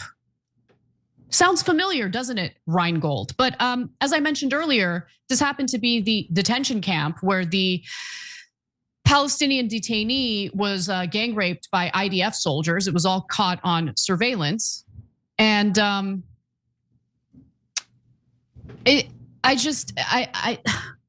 we learned that Israel has decided to drop all charges against the IDF soldiers because gang raping a Palestinian detainee is totally okay in Israeli society. So let's take a look at the next video so you understand how disgusting this is. Footage of the attack was leaked to Israel's Channel 12 News. It shows Israeli soldiers dragging and allegedly sexually abusing a Palestinian prisoner, hiding their actions behind riot shields. But video evidence of the assault has not yet led to justice for the victim of abuse. Instead, a criminal investigation was launched into who leaked the video.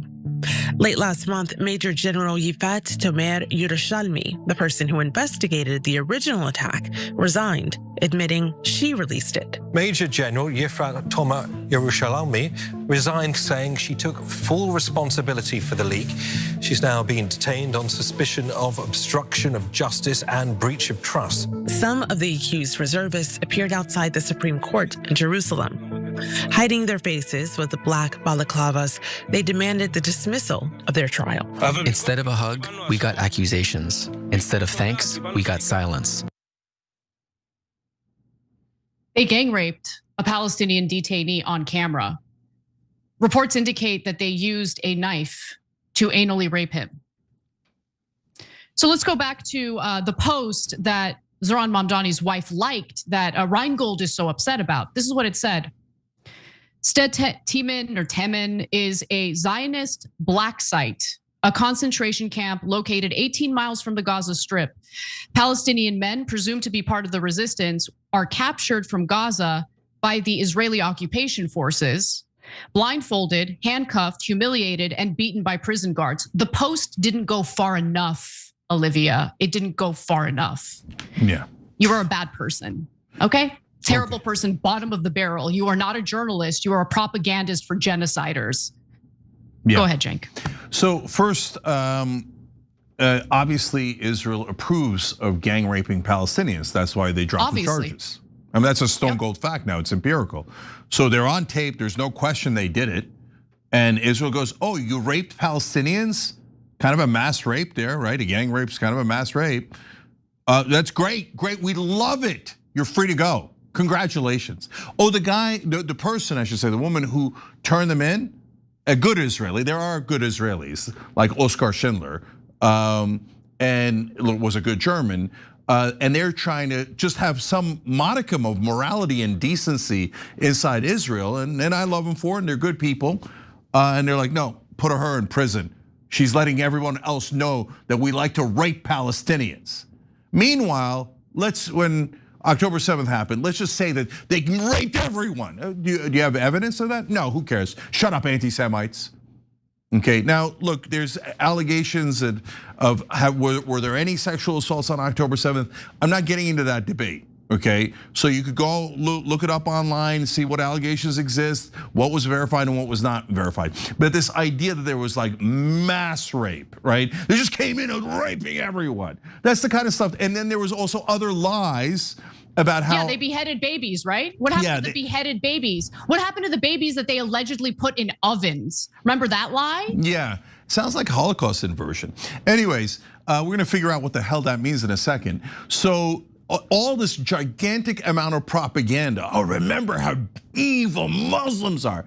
And then Israel does 70 October 7ths in Gaza. And they're like, oh, that's totally fine. They're just Palestinians. Then Israeli guards rape Palestinians. They're like, yeah, but they're just Palestinians. They're not really humans, right? But you're worried about bigotry? No, you're not. You love bigotry. All those Israeli supporters like Reingold and her boss Barry Weiss and Jonah Goldberg and Jake Tapper we're about to show you, they're disgusting bigots who love to drive hatred towards Muslims, so we don't mind murdering them with American dollars and American forces. That's their whole point. So wait, what we heard about the Israeli hostages nonstop, and that makes sense. I wanted those hostages returned, right? But as Anna told you, and we've been telling you all along, the Israelis take thousands of hostages. They never try them. They go do these giant sweeps. They don't have any evidence that they're part of Hamas. And they wait and they go, okay, now we'll trade them for different things, okay? All right, and did American media go nuts over all the hostages Israel took? Way more than Hamas. Nope, shh. If you say it, we're gonna call you an anti-Semite and eliminate you from the national conversation, okay? So that's their, but a Holocaust inversion, I was like, what is that? What does that mean? So she just explained it there. What it is they say, if you accuse the Israelis of doing anything that is akin to what happened in the Holocaust or any genocide, then you're doing Holocaust inversion. Okay, great. I'm doing Holocaust inversion because Israel is carrying out genocide and Holocaust. Yeah, so but big Anna, deal. Go ahead and call me whatever you want.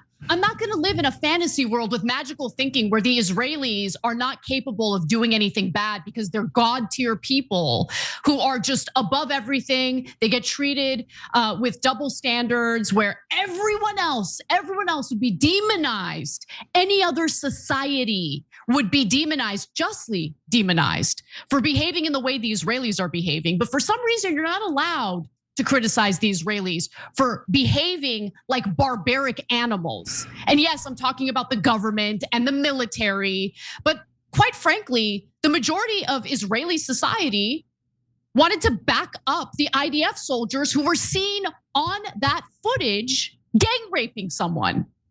And they support the atrocities and genocide that happened in Gaza, and 82% of them support killing over 1,000 innocent people in Iran. They love it and they want more and more and more war, more. And of course, America has to fight it. America has to pay for it, etc. But so wait, under this dirty trick of this new propaganda thing of Holocaust inversion, well then couldn't Israel do a genocide or 2 or 10 genocides or even a Holocaust? And the minute you legitimately criticize them for something they are doing, like the rape that we just saw, like the tens of thousands murdered in Gaza, They go, oh no, you're not allowed to criticize me for doing a genocide because I came up with a cute propaganda trick called Holocaust inversion.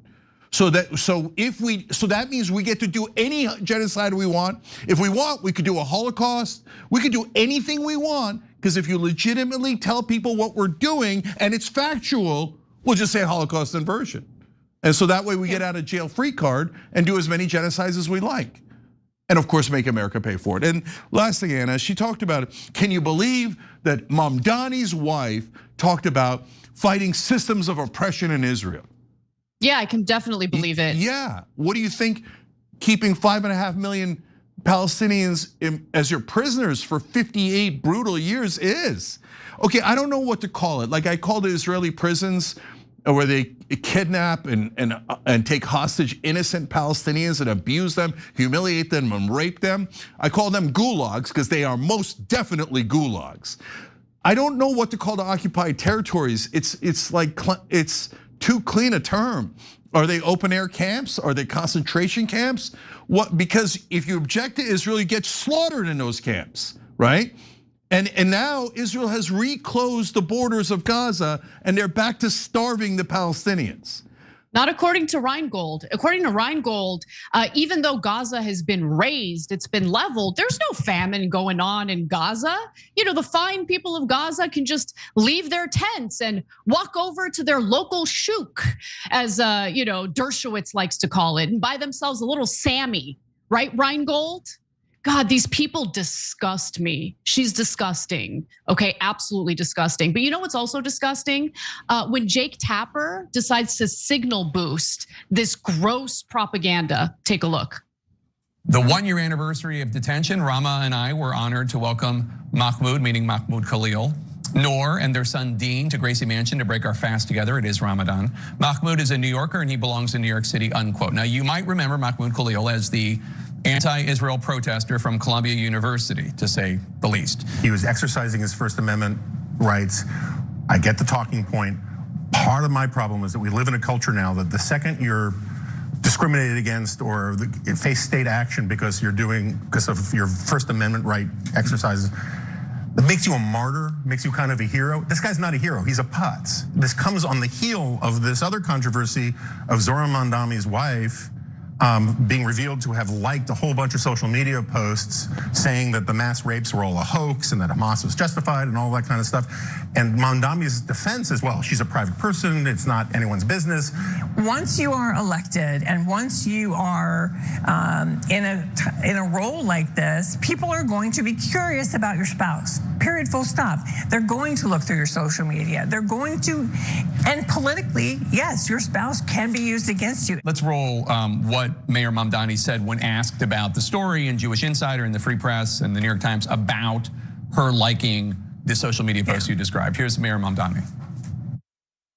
My wife is the love of my life, and she's also a private person who has held no formal position on my campaign or in my city hall.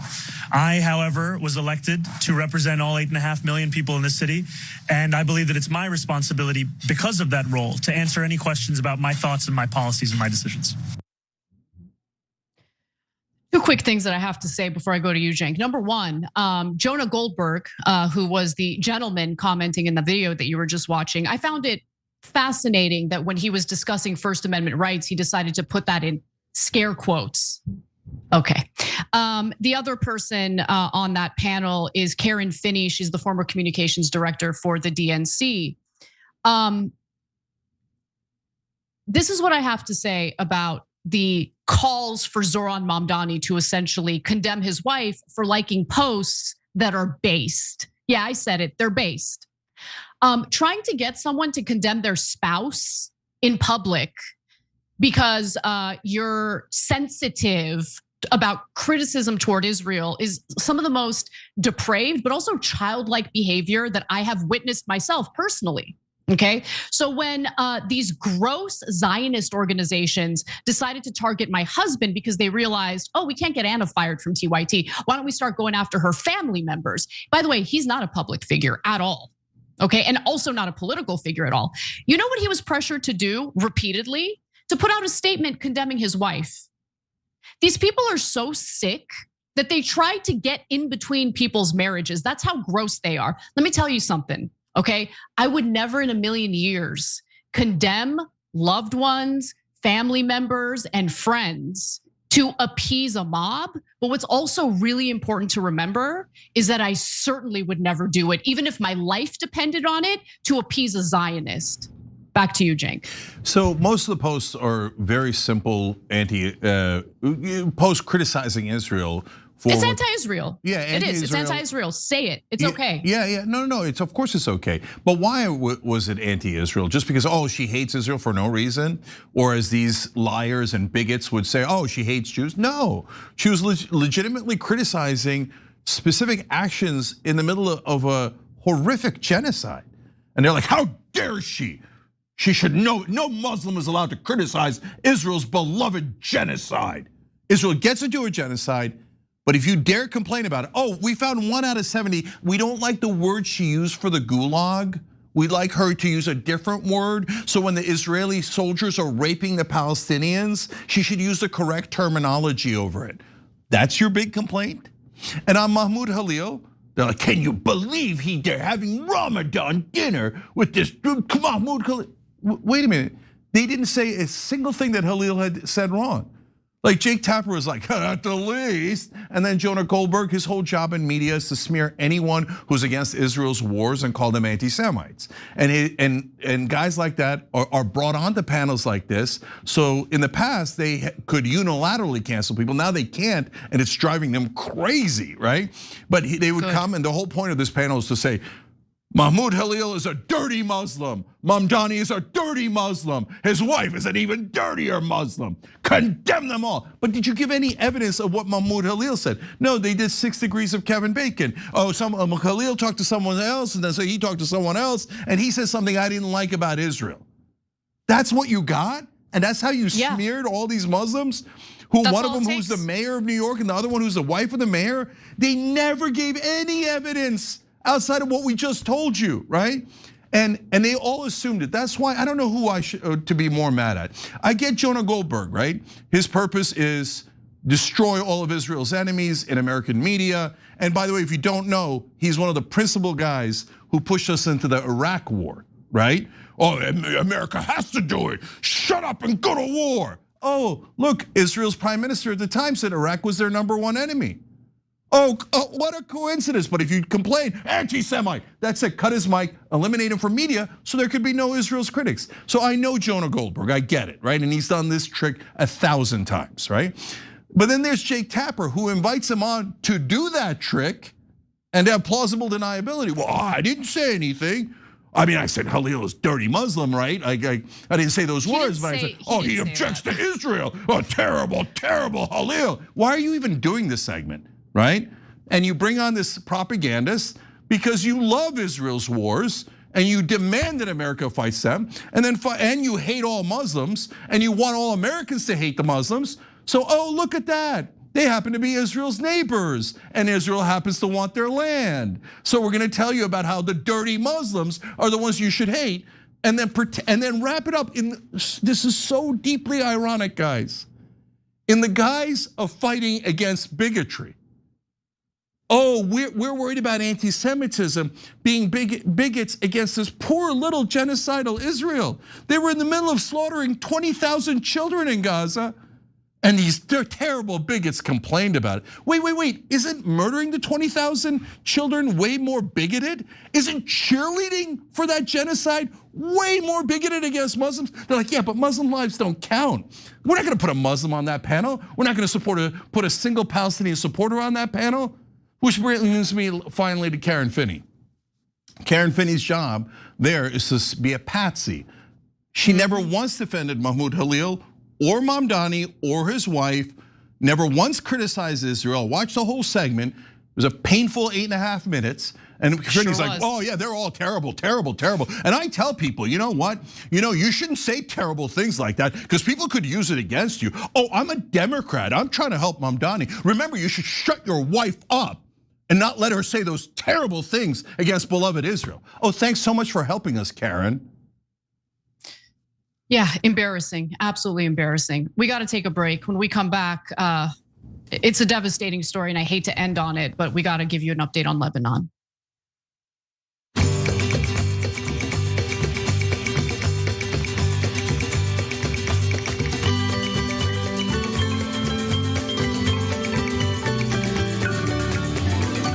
All right, let's go to TYT.com members. Sagacious Dragon says, lately I've been thinking how Israel's using us to fight its wars, but that they never join with us in ours. The Israelis refuse to fight with our troops in both Iraq and Afghanistan. They don't understand shared military sacrifice. It's not that they don't understand it, brother. It's that they think Americans are suckers to be taken advantage of. And they're like, why would we fight and die when we could just get the Americans to kill all the Muslims? And then that way Hamas and Hezbollah and anyone fighting against Israel will be completely neutered. All of our neighbors will be neutered. We'll be a regional superpower and we could take southern Lebanon. Oh, right, like they're doing now, which is what we're gonna get to in a second. Don Dada Dragon says, TYT, I'd love it if anyone gave a shout out to Seymour Hersh, a Jewish journalist who broke Watergate and My Lai in Vietnam. He hasn't stopped. He got so sick of being censored by CBS and New York Times that he started writing for Substack. He's covered Gaza to make sure Israel faces justice for their war crimes. American Jews in the media are not the same as the Zionists in the media. I could not agree more. Hold on, Anna, hold on. Okay, go ahead. Seymour Hersh is a legend, okay? And that's why I tell you guys, don't ever go after Jewish American brothers and sisters that we have, okay? And they're oftentimes the best fighters for peace and for justice. And Seymour Hersh also wrote about the Samson option that Israel has, which is if they feel like they're in trouble at all, they're just gonna nuke everyone. And we wouldn't know that if it wasn't for Seymour Hersh. I have the privilege and honor of knowing Seymour Hersh and have interviewed him. And I also know his son and we're really good friends. So never, ever, ever take it out on Jewish people.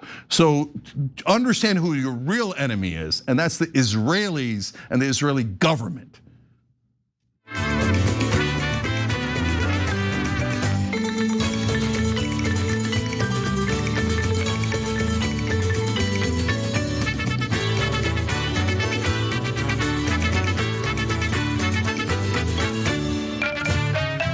All right, back on TYT, Jake, Anna, and Nossi Farhadi. Thank you for joining. They hit the join button below on YouTube. Really appreciate it. You guys can do it through tyt.com/join, and through that during the breaks, you actually get content instead of the ads. All right, Anna, I cut you off during the break when you were going to say something about Seymour Hersh. One of our viewers wrote in about Seymour Hersh, who's a hero, and happens, look, the point is you judge people based on the content of their character. Okay, I take that seriously. So our criticisms, as harsh as they are toward Israel, and I do hate the government of Israel and their military. I don't hide that. I don't feel like I need to hide that. I do not conflate that with the entire Jewish population. So Seymour Hersh, hero. Jeffrey Sachs is a personal hero of mine. I love him and I watch every interview he does. He's Jewish, he actually lived in Israel. So please don't make the mistake of allowing hate to take over your heart to the point where you think the entire Jewish population is evil or deserves discrimination or any hatred. Don't turn into the Israelis, okay? Yep. All right, let's get to our last story.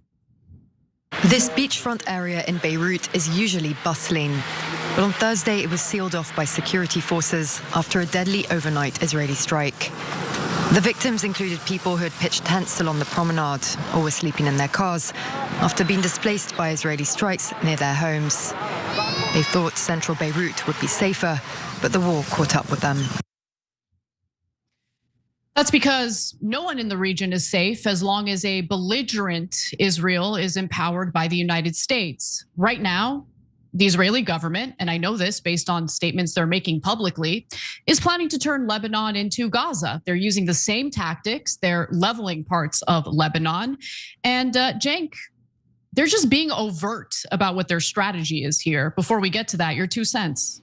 Yeah, real quick. First, they had this war planned. As soon as the Iran war was launched, they'd know that we were distracted and the world wouldn't notice as they took southern Lebanon. And that leads to point number 2.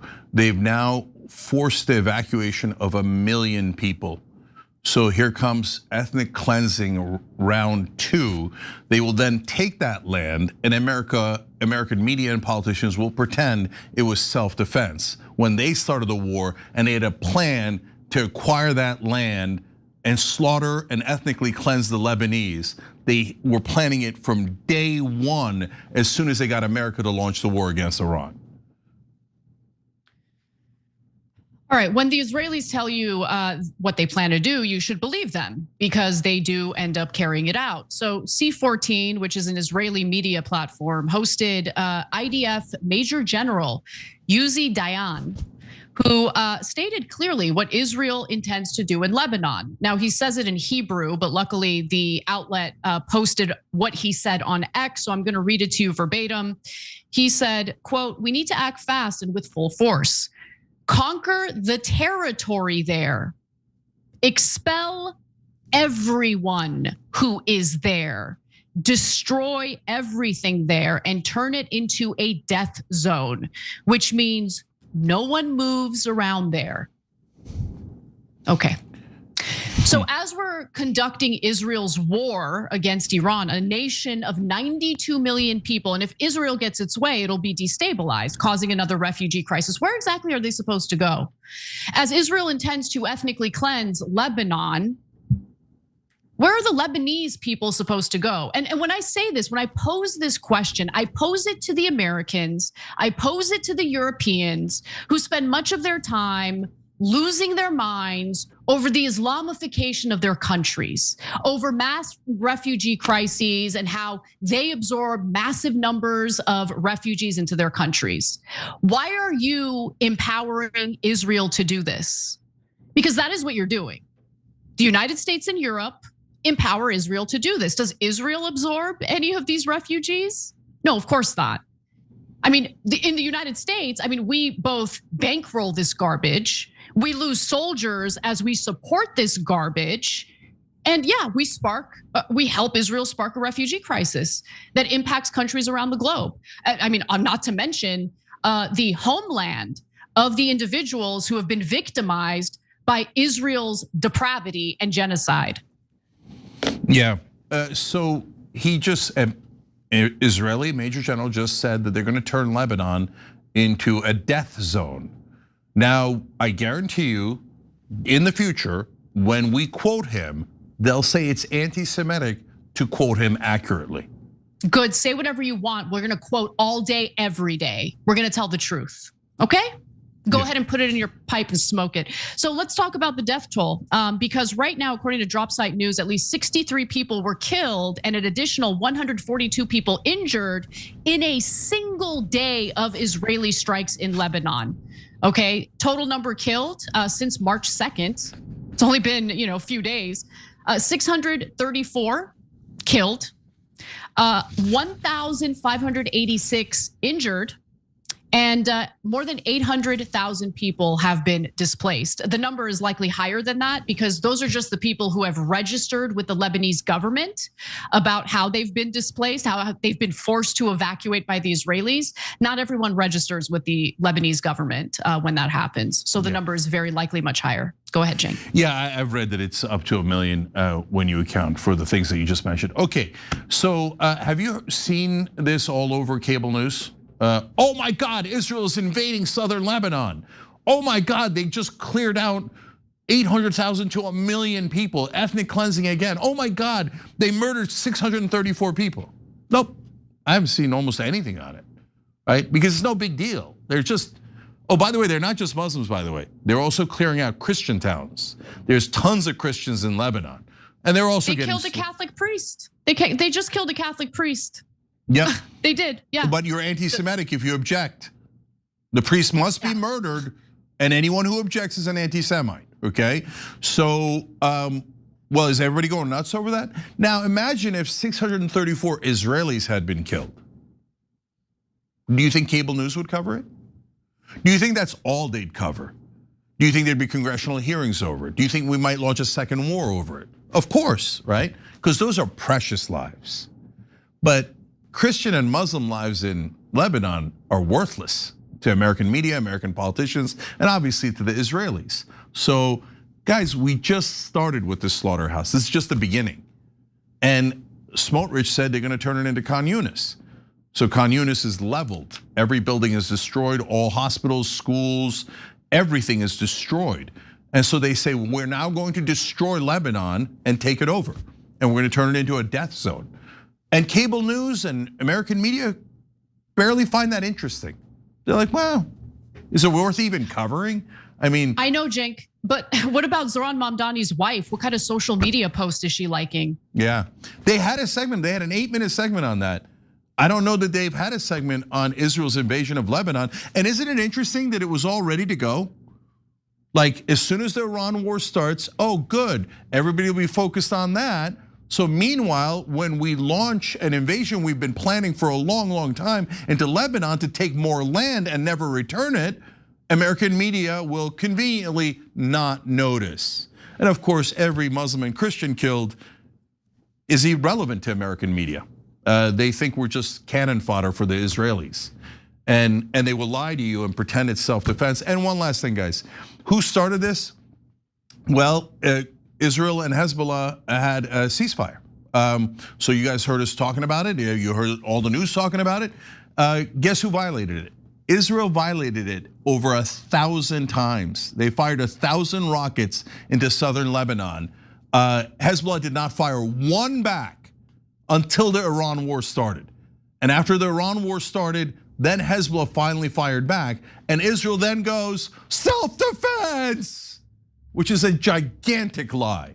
They're an aggressive imperial fascist empire in the middle of the Middle East. They are taking more and more land, killing more and more people, and forcing all of us to work harder here in America while we're barely hanging in there.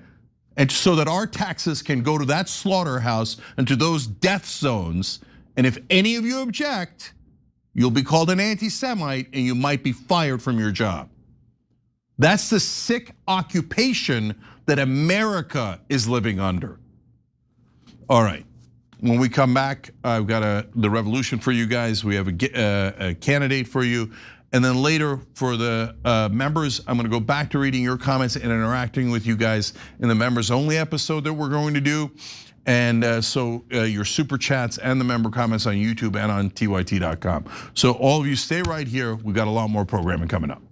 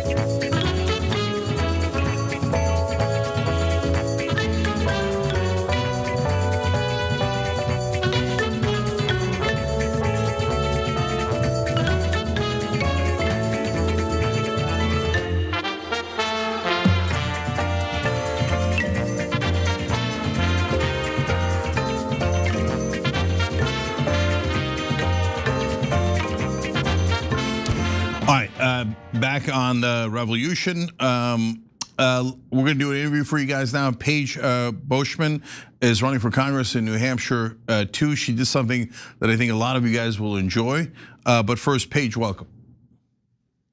Thank you, Cenk. It's really nice to be talking with you. I have an idea what you might be talking about, so we'll see.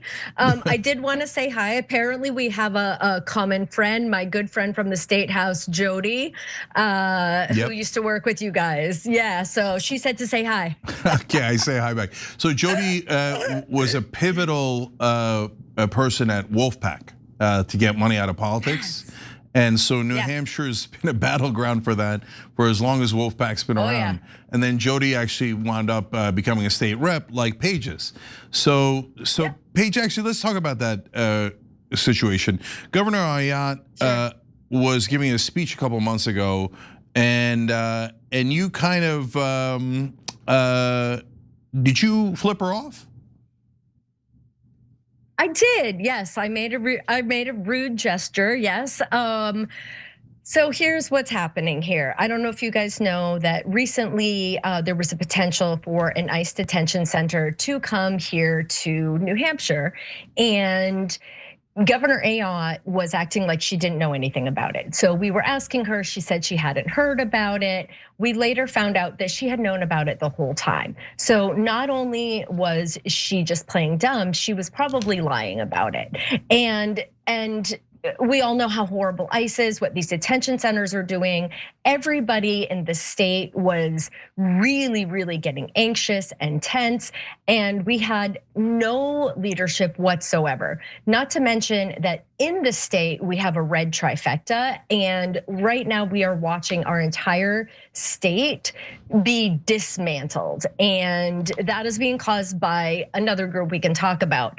But here she is, she comes in and she's trying to say how wonderful New Hampshire is and all the wonderful things that are happening. As I've sat there and watched them vote down everything that we tried to do that would actually help people in New Hampshire and continue to implement policies that are going to actively harm Granite Staters. And I get in trouble a lot, I'm not gonna lie. A few weeks before that, when they were trying to cut SNAP benefits because they were afraid that they were, some of them are too sugary, I yelled out, Jesus fed kids. So they kind of watch me. And so I was trying to be quiet and I just put my thumbs down. I put it up like that. And she said something else that was so hypocritical and such a lie. It was like the thumbs down it wasn't enough. And before I knew it, I had just flipped my hand up. And it was just a second, but the Republicans like to watch me because I'm a troublemaker, and somebody saw me and they hunted down security so they could find the security footage and take a grainy little screenshot of my finger, and they sent it to leadership and demanded that they make me apologize. Yeah, so Paige, here you don't have to apologize for it. So here we love you for it. Well, thank you. Yeah.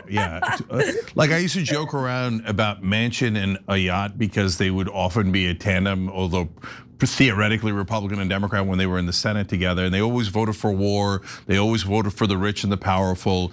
And it was like, I used to say it's like Elmer Fudd saying I'd like a senator who's a Manchin and a yacht. Okay, so anything that's taking her on is a good thing. So now you're running for the House. So tell us about that race. Who's in the race? Yeah. And what's happening in it? Yeah, sure. So I really am that kind of David and Goliath story of the real working class person taking on. I mean, this is kind of the cliche epitome of the establishment candidate. I am running against incumbent Maggie Goodlander. She grew up in the same town that I live in, but had not been in the state since 2008. When a seat opened up in 2024 for Congress, she moved to the state for that reason. Now she has a wealthy, she's got an expensive home in DC, I was told. She did have a very expensive home in the state, but not in the district. So she ended up getting an apartment in my ward, which is the lowest income ward in the city. And she came out the gate saying we need more renters in Congress. So that was pretty cool. So yeah, so this is how she came out the gate. So let's just a little background. Her grandfather was part owner of the Red Sox. Her financials last year show that she's worth 30 to 40 million dollars. Her husband is Jake Sullivan, if that gives you any insight. Oh. And she had, Biden's and Clinton's advocating on the state level for her. So that is what we're talking about with the level of money and power and networking that I am up against. I'm first gen college. Like my dad grew up in a home deep in the woods in New Hampshire where they didn't have running water or electricity. He was one of 13. I'm the first one to go to college. I'm a nurse, I'm a mom. My husband does environmental work as a geologist. And I don't know if you know this, I bet you know this, but do you know how large the legislature in New Hampshire is? Yeah, it's pretty large. It's in the hundreds, right? Is it 400 some odd people? 400. They say, I think we're the third largest in the English speaking world. So a huge, and on top of that, we get paid $200 for 2 years of work. So that's nothing, right? Yeah. Right. Yeah. So we're volunteer legislature, right? So as you can imagine, there's very few working people. So I and my family have been making that sacrifice since 2023 when I won a special election. We're barely scraping by, and I'm trying to run a campaign against somebody who now has taken at least $750,000 in AIPAC and Israel aligned lobbies. Yeah, so I want to explain that to the audience. So why did they bring in Maggie Goodlander from out of state to run for this seat? Paige gave you a couple of reasons. One, she's wealthy, and Democrats always look for wealthy people to run because they'll know more wealthy people and they'll be better at getting campaign contributions / bribes. So that's kind of baked in, right? Secondly, she's married to Jake Sullivan, who was Biden's hatchet man, the guy we showed you often coming out in the middle of the genocide, going, there is no genocide. Israel's a wonderful country and we should give all of our money to Israel. And we did, we gave $21 billion under Jake Sullivan's guidance to Israel to complete a genocide so they could murder more Palestinians, but that's not all. Maggie was also a foreign policy advisor to Joe Lieberman and John McCain. So they find people who are 100% guaranteed to be in favor of Israel, not America. And then they give them $750,000 to run their campaigns so they could defeat real Americans like Paige. Okay, so that's how this works. So I've been telling Paige, I've been telling everybody, go vote in your primaries and vote against incumbents. They're almost all pre-selected to serve a different government, not ours. And I know that's why I'm having a hard time. Because the Democrats, I'm fighting Democrats more than Republicans at this point. Of course. Because they don't want me doing this. I'm not supposed to be doing this. Yeah, I'm in trouble, That's why we like you. In fact, Tony, one of our volunteers on Operation Hope, found Paige in New Hampshire and said she's a good troublemaker. Let's say, because that's what we need in Congress. We don't need people that are more obedient to the establishment, to corporate PACs, and to foreign governments. So Paige, I ask everybody, so let me just ask you real quick. Any corporate PAC money? Oh my God, no. Any Israeli lobby money? I will not take any money that is going to take resources away from Americans so that we can fund the suffering of human beings. Never, ever, I do not do that. All right, I love it. So Paige, tell us what your policy priorities are. What would you push for if you got inside Congress? It is actually funny when Tony reached out to me because he was like, oh, populist plank. He didn't know, he's actually my constituent. He lives in my ward. And so he reached out to a few state legislators in the spring. And again, we're not paid. I had a lot of emails. I got back to him a few months later and I said, this looks great. And by the way, I'm running for Congress. So we became fast friends. But the reason it was so appealing is because everything that's in the populist plank are already things that were very, very important to me. So especially as a nurse, I'm very, very focused on healthcare. I've had too many situations. A lot of the work that I've done has been in public health or folks who have Medicaid for their insurance or dealing with social determinants of health. So I have really seen people suffer from not having health care. So that is one of my main priorities. Housing is awful across the whole country. In New Hampshire, we are being hit with one of the worst housing crises. The costs right now are astronomical. So housing is a big thing. In New Hampshire, we are being really hit with high property taxes right now. That's more of a state level thing, but I think that it's all connected, of course. So my main platform is Medicare for all, housing, no more wars. And you're gonna love this, but I'm a big advocate of paid leave. And one of the reasons for that is because there's more and more evidence coming out. So generally about 80% of paid leave is used for having a baby and the recovery and attachment after that. So obviously more people use that, but the majority are pregnant people and postpartum. I have been a women's maternal child health nurse since 2010. And what I am finding out is that in the last year or so, what we're finding is if you wanna see better health outcomes for moms and babies, then the leave has to be at least 6 months. So as we're rolling out paid leave across the country, this is great and that's a wonderful first step.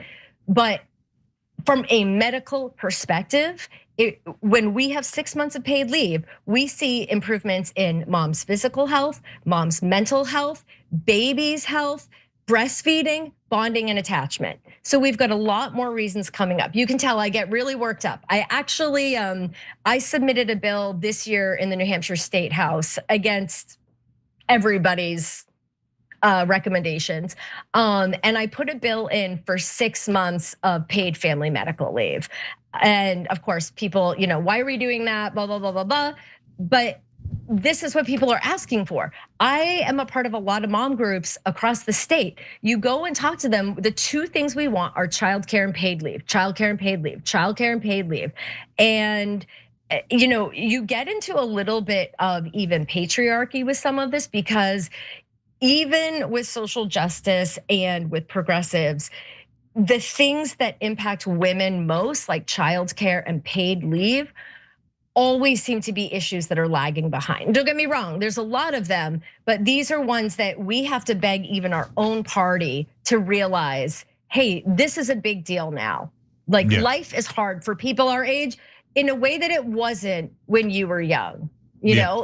So anyway, so those are my platforms. So it's housing, healthcare, paid leave, and peace. That's kind of how I rattle them off. So that's pretty much the populist plank. So if you guys don't know, and increase minimum wage and get money out of politics. So yes, it was pretty much my platform. So populistplank.com for anybody who's curious about the 6 things that are in there that we just talked about. And so I'm gonna ask you about paid leave in a second, just real quick, so people know, since you're not taking any corporate PAC money, what's your website where people can help you? Oh yeah, sure. That's Paige4NH, so PAIGEFORNH.com.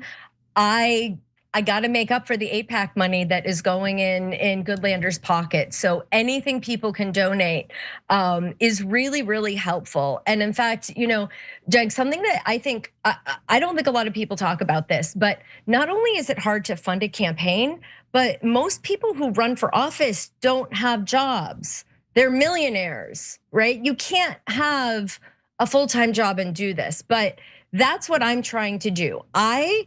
I work as a legislator for nothing. I have 3 children who are 13, 11, and 7, and I work per diem at public health while also trying to piece in as an educator, do this gig here, this consulting there. So the reason that I ran for Congress, the reason that I thought I could do it is because as of, I think last year, there's a rule, an FEC rule that has been evolving over the last few years.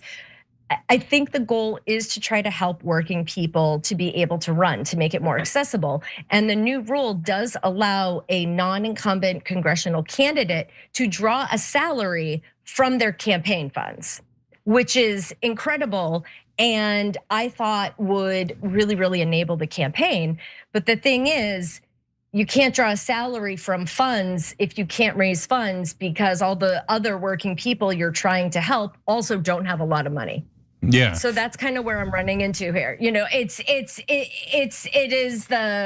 the chicken and the egg. How do you get a good staff and pay them when you don't have money? When I can't put in $1 million of my own money to start with. I've been running most of the campaign without a campaign manager. I'm doing it all myself. So I need the help. Yeah, for sure. We'll put the link down below in the description box. And Thank you. Yeah, a lot of people don't know that it's super hard for the average person to run for office, because you've got to do at least 2 jobs at once, right? To pay the bills and to run for office. Paige seems to be doing 3 or 4 of them.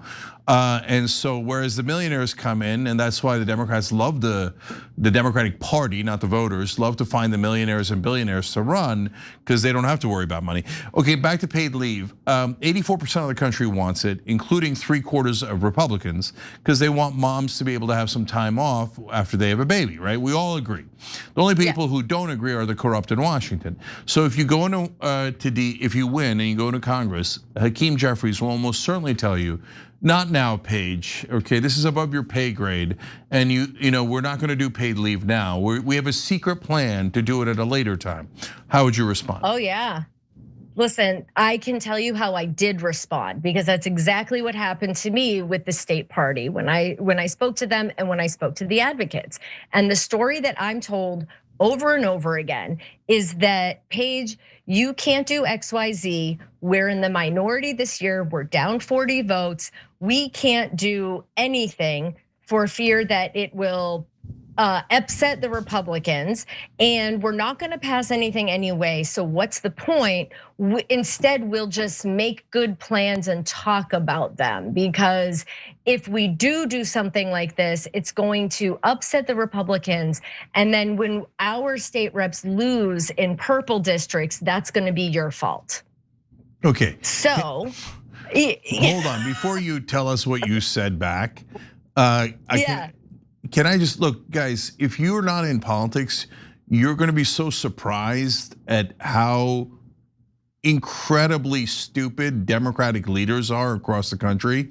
Because how could it hurt you in a purple district or any other district if you're fighting for a piece of legislation that has 84% popularity? You'd have to be the dumbest person in the world to think that would hurt you rather than help you in elections. So what did you answer, Paige? I mean, okay, so it basically said that, this is what people want. The majority of people want this. And they said, well, it's gonna be interpreted as a tax, and all the Republicans are gonna do is call it a tax. And I said, okay, so the problem is that we're afraid it'll be interpreted, the message will be interpreted in a way. So instead of just getting ahead with our own messaging, we're just not gonna do what the people want. And there was a and so I said, well, I'm doing it. I mean, that's what I said. And the thing is, I try to maintain relationships, and I just let them know. I let the ranking members know. I let the leaders know. And I said, hey, I'm a nurse. This is evidence-based. This is what my constituents want. This is what people want. This is what people want across the board on both sides of the aisle. People have kids. They have families, members that they have to take care of. Again, this is not rocket science. And sometimes I feel like I am crazy. It feels like I am sitting in a satirical sketch, because it doesn't make any sense. Yeah, so I just went and I did it myself, and I found the folks who are leading these efforts across the country, and I sat with the advocates, and I got the template, and I worked on it with some state professionals who study the state leave program, and we got it in, and I knew it wasn't gonna pass, and that's the whole point. I said, I know it's not gonna pass, but I got to get up in public, I got to go go to the hearing. I got to testify for all of those parents out there, and they got to see that somebody was finally asking for what they're asking for. And that makes a difference. I think it makes a difference. No, it makes a huge difference. You can't get anywhere if there aren't any fighters inside of Congress, right? Now you did it at the state, House in New Hampshire. I mean, based on the stories you're telling me, Paige, I would love it if you were in the U.S. House. We need so many more fighters like you in there, because they're always going to tell you, oh no, we have to do exactly what the Republicans order us. I mean, what useless losers. Yeah, go ahead. I mean, it's true. So I sit on the board of the Progressive Caucus with Jody, incidentally, and we're down by 40 votes. By 40 members in the House this year. We're in a horror, we're just getting the floor, they're mopping the floor with us every time. So in the New Hampshire legislature, there's crossover like anywhere, right? Our bills have to go over to the Senate. Now the deadline was today. At the end of the day was the deadline. Any bills that we did not vote on that made it to the full chamber they just die because we didn't get to them, so they're going to die. So we usually get there, 35 to 55 bills in a session day. We had 200 bills going into session yesterday and today. 200 bills. So what the Republican speaker did is he arranged the calendar so that all the Republican bills were at the beginning and all of the Dem-sponsored bills were at the end, knowing that we would never get to them and that ours would die. So then what they did when we got there yesterday is they took a vote and they stifled any debate. So they said, we're not doing any debates. You can do your PI, which is your parliamentary inquiry, where all you say is, if I know that this law is bad and this law isn't good for people, then I'll press this button. So basically they effectively completely muzzled all representation of any of the constituents that were not theirs. Of course, the party, there was no response, right? There's no response, there's no strategy. And the Progressive Caucus, knowing that at least a part of that situation was going to happen, we've had people saying to us, do anything. Why are you all not just putting sand in the gears? Why are we not making every move we can?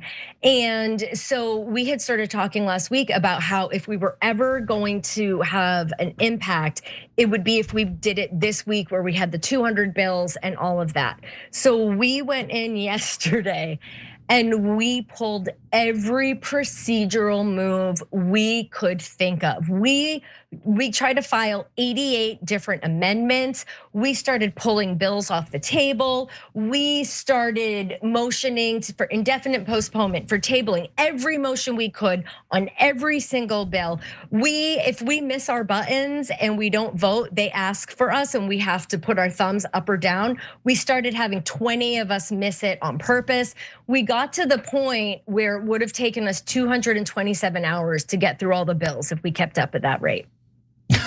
That's the kind of Paige energy we need in the House, okay? It was not on me, I can't take all the credit. It was a team effort, but it was, I gotta tell you, everyone's like, how you doing? I'm like, this is the best day at the State House I have ever had. I finally get to live my dreams. Yeah, paging all fighters. I love it. Okay, last things are just a couple quick, fun, personal questions. Okay. I asked of everybody, and you're a character, so I can't wait. So in high school, what extracurricular activity, if any, did you do? Sports, orchestra? Okay. Yeah. I did everything. So I was like the overachiever. So I ran cross country because I couldn't make the field hockey team when I didn't know they were the state champions for 5 years. So I ran cross country to stay healthy. I was like a choir geek. I was on like the recycling club but my big things, I was National Honor Society president. I was president of the drama club, and I was homecoming queen. If you can believe that. Oh yeah, I can. That's awesome. I love that. Yeah. So you had everything covered from homecoming queen to the recycling club. That's so Paige. All right, last one, just again, more just fun to get a sense of your personality. What's your favorite TV show these days? I am like so boring. I am still committed to Law and Order SVU. Every week, I can't wait for it to come out. I'm getting old, so SNL is the only way I know who is popular in music. And I just started watching Black Mirror with my 13-year-old son because he thinks it's really cool and it's like a special mom-son thing.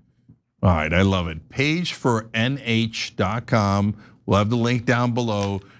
Paige is running against an incumbent. We want to vote out all the incumbents, especially people who take $750,000 from AIPAC and who worked for John McCain and Joe Lieberman to start more wars. That person does not belong in the Democratic Party. Paige does. Thank you so much for joining us, Paige Boschman, a state representative in New Hampshire, and she's running in New Hampshire 2 in Congress. New Hampshire 2. That's right. Okay, so Paige, you're awesome. Thank you so much. Thank you. Thanks. All right, I love it. All right, guys. Imagine if all the Democrats in Congress were like Paige. We'd get so much more done. Okay, so I'm gonna do a members only episode. So not only am I gonna read some of the comments left over from the show, which I thought were great, and I want to share with you guys, super chats, YouTube members, and TYT.com members, and some Twitch members as well. But also, if you've got any questions for me, this is a good time to send them in, okay? So if you're not a member yet, hit the join button below on YouTube or tyt.com/join, and I'll see you guys there.